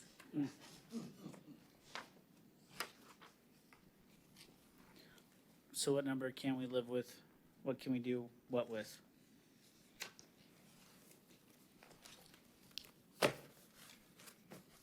Talking to me? Yeah, we're going back to solid waste. Stormwater. So I don't have that exact number. I had expected on the 25th to come bring you. This is what I think minimal is needed to keep our current level of service. But there's the state requirements that we do have to inspect 20% of our system moving forward. So that contracted out, I'm estimating at about $1 million. It actually, I did the math, it was 1.9. I'm hoping competitively we can get it down. And I would really like that walking excavator. Now we are pulling in more money than last year because there are new, what do we estimate, Kevin? 400, 500,000, something. So I'm not going to say I need another $1 million. So I can come to you or I can do it before and send it out to you guys as to what that minimum amount is to keep our current level of service. But understand that means our current level, that's maintenance only. As I have pipes that, I need that, we're out of operating money right now. I'm coming to you at the next meeting to ask to move some money into that to fix some things. So it is status quo. And the reason we brought you this 100% increase is because, for the past, since October, it's been fixed stormwater. And if I brought you a status quo budget, I don't feel like I would have been doing my job. All right, council, what do you want to do? Member Stokel? Question for Sandy. Some of the comments, and I'm still, Kevin's going to love me when I give him all my questions for stormwater. I don't have them right now, but one of the things is concerning development. So a lot of residents will have questions about if we stop developing, and stop building on wetlands. So even if we did that and we said tomorrow there's no more development, can you just explain what type of improvements does a stormwater system need? So the to areas ensure that we don't flood. The areas that I'm seeing are not really the new development areas. It's Okay. areas that are the older areas of town that are, either do not have a stormwater system. The majority of our town was built before 1984 when the stormwater regulations were in place, or areas that discharge to a wetland that doesn't go anywhere. So, just stopping development isn't going to change anything that's happening now. Okay. So I guess when those homes were built, though, so say they were built in the 60s or 70s, were they not having flooding issues even though they had no stormwater development just because there was so much more green space because we hadn't built out like the newer homes that are built in the 80s, the 90s, 2000s, or were there still issues? And do you know the history of that? I was not around in the 60s and 70s. Fair. But I think there was less flooding. I know a lot of people disagree with me, but I think the rainfall is way more intense than it used to be. Our pipes, even our inlets, they're not designed to handle these 6 inches per hour storms. They're just not. The areas that didn't have stormwater, it probably went to more open areas, which is kind of when we talked about earlier, we need to look at purchasing land to put that water to somewhere. Yeah. And I think we have talked about that before. I think it's a combination of things. You have some of it's development. Some of it, I would agree that our storms seem to be a lot more rainfall in a very short amount of time. And then, if you go to different neighborhoods, you see how their stormwater is built. Some of them will have different storm drains. Some won't even have any storm drains at all. And so I think regardless of what happened in the past, I think this is a situation we're in that we need to be mindful of what can we do moving forward. And I like a lot of the discussion that we have talked about is really preserving those wetlands, potentially now buying up space to make sure that the water has somewhere to go. So I don't know. This is an important one to me because, and I've said it before, my number one thing is I didn't want to be like some of our surrounding cities that have had water go into people's homes and it happened. And so I want to do everything within my power to make sure it doesn't happen, whatever that looks like now, given that we're in this situation. Member Moscoso. Yeah, one thing I've noticed, probably the past 2-3 weeks, I've been out to a lot of different properties, and one of the issues is, and it's not causing all the flooding, but people have modified a lot of their properties, and it impedes the flow, and so that has been a big issue, and it just trickles down. If one person stops up the flow, it can flood an entire area, so that's huge.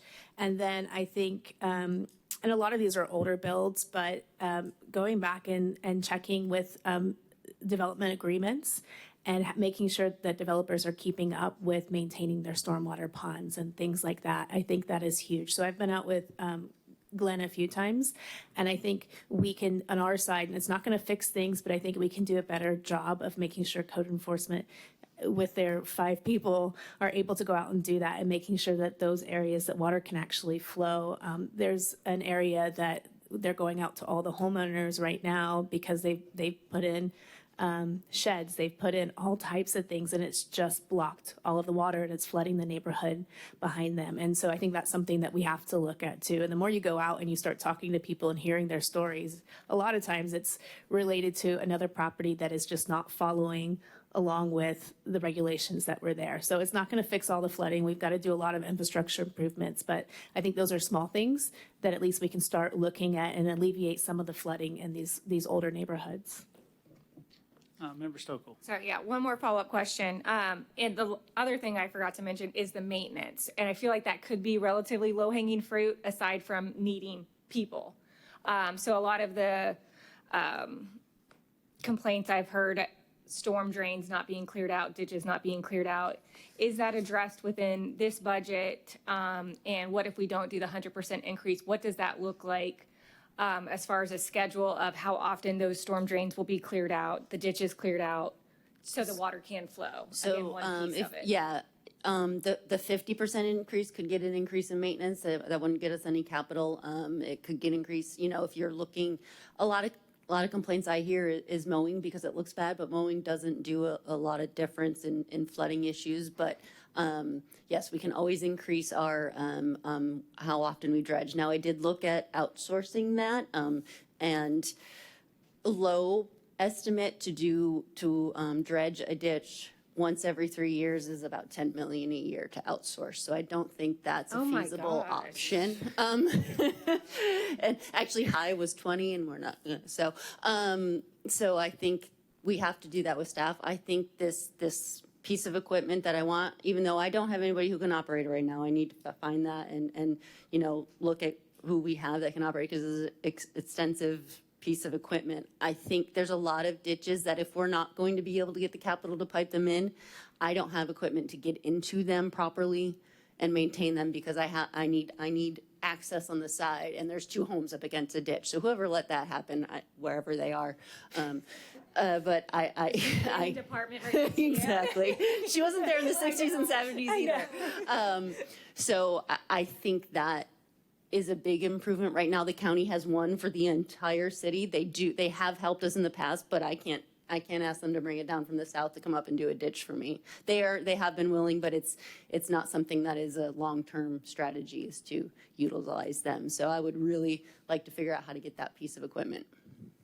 So maybe 75% increase with, if 50% is maintenance, and we do want to do more than maintenance. What are you guys thinking? Well, my understanding is that piece of equipment costs $700,000. Yeah. Right, and we're gonna finance it. Yes. Exactly. So how much would the payments be? That is not a me question. Yeah. Approximately. Is it over 10 years, over 15, 20? What's the life expectancy of that vehicle? Service life of the asset, so probably 7 years. We'd probably do 7-year on it. Okay. So roughly $100,000, let's call it $120,000 a year with interest. So that's really what we're looking at funding, essentially, is about $120,000 a year for that machine. So I don't think that necessarily negates the 75% increase, but, definitely something. Because I definitely want to make sure she has the equipment and all the tools available to do her job. for that. And again, that's a big part of the reason for the exercise of going through the general fund and seeing what we can scale back on to provide more funds to stormwater. And prior to the budget hearing, we can send out some more options for you to look at. 'Cause that is on the 25th. I have invited everyone in the city to that meeting, so. Perfect, Thank you. good. And also, I was Sure, gonna it'll say, be very productive. yeah, we also need to think about, I think, purchasing land, and then as I think was mentioned at a prior council meeting, in addition to us potentially purchasing, if we were to approve developments, having certain agreements where they would have to purchase to help offset the burden from our taxpayers. The challenge we're gonna have is the development big enough where we have that leverage to do that? And as of right now, it's only, one project maybe. So that's gonna be a challenge. But there could be another one coming down the pipe that might be able to help us out with that in particular. But I'm trying to get like a stormwater mixed with the Frisbee golf thing, I think we can, I'm just kidding. Recreation and stormwater together. Isn't that right? You wanted a stormwater park, but I want a disc golf right there. I mean, think of Orlando Wetlands. Yeah. Why can't you do stormwater and recreation? I mean, that's basically what Channel Lakes is a big stormwater park with recreation. Yep. Why was that idea so crazy? Come on. It also takes maintenance, just saying. Yeah. That one I think I can put on the developer. All right, so stormwater fund, you roughly get about 4.8 million a year, correct? Yeah. Okay. What are you guys thinking? While you guys are thinking, Sandy, with your presentation, will you be able to, since we were presently at the over 4 million, can you go over what that covered and what you guys have done with that, and then what would be proposed? Because that was another question, because that's a lot of money to people, and they're like, well, what have they been doing if they're not seeing it directly in front of them to kind of show them how much things cost? Yeah, I if you look at the presentation, I had it broken down, but I had operating at like 900, so I can break that down even Yes, further. and that was a Yeah, question I had. What is operating and why is it? Yeah. Unfortunately, most of my projects are about $250, $350,000 each or so, so that won't take very much effort. Okay, thank you. And they could also maybe save money not paying the 450,000 to City Hall. Keep a little bit more there. 700. That big of it to overcome.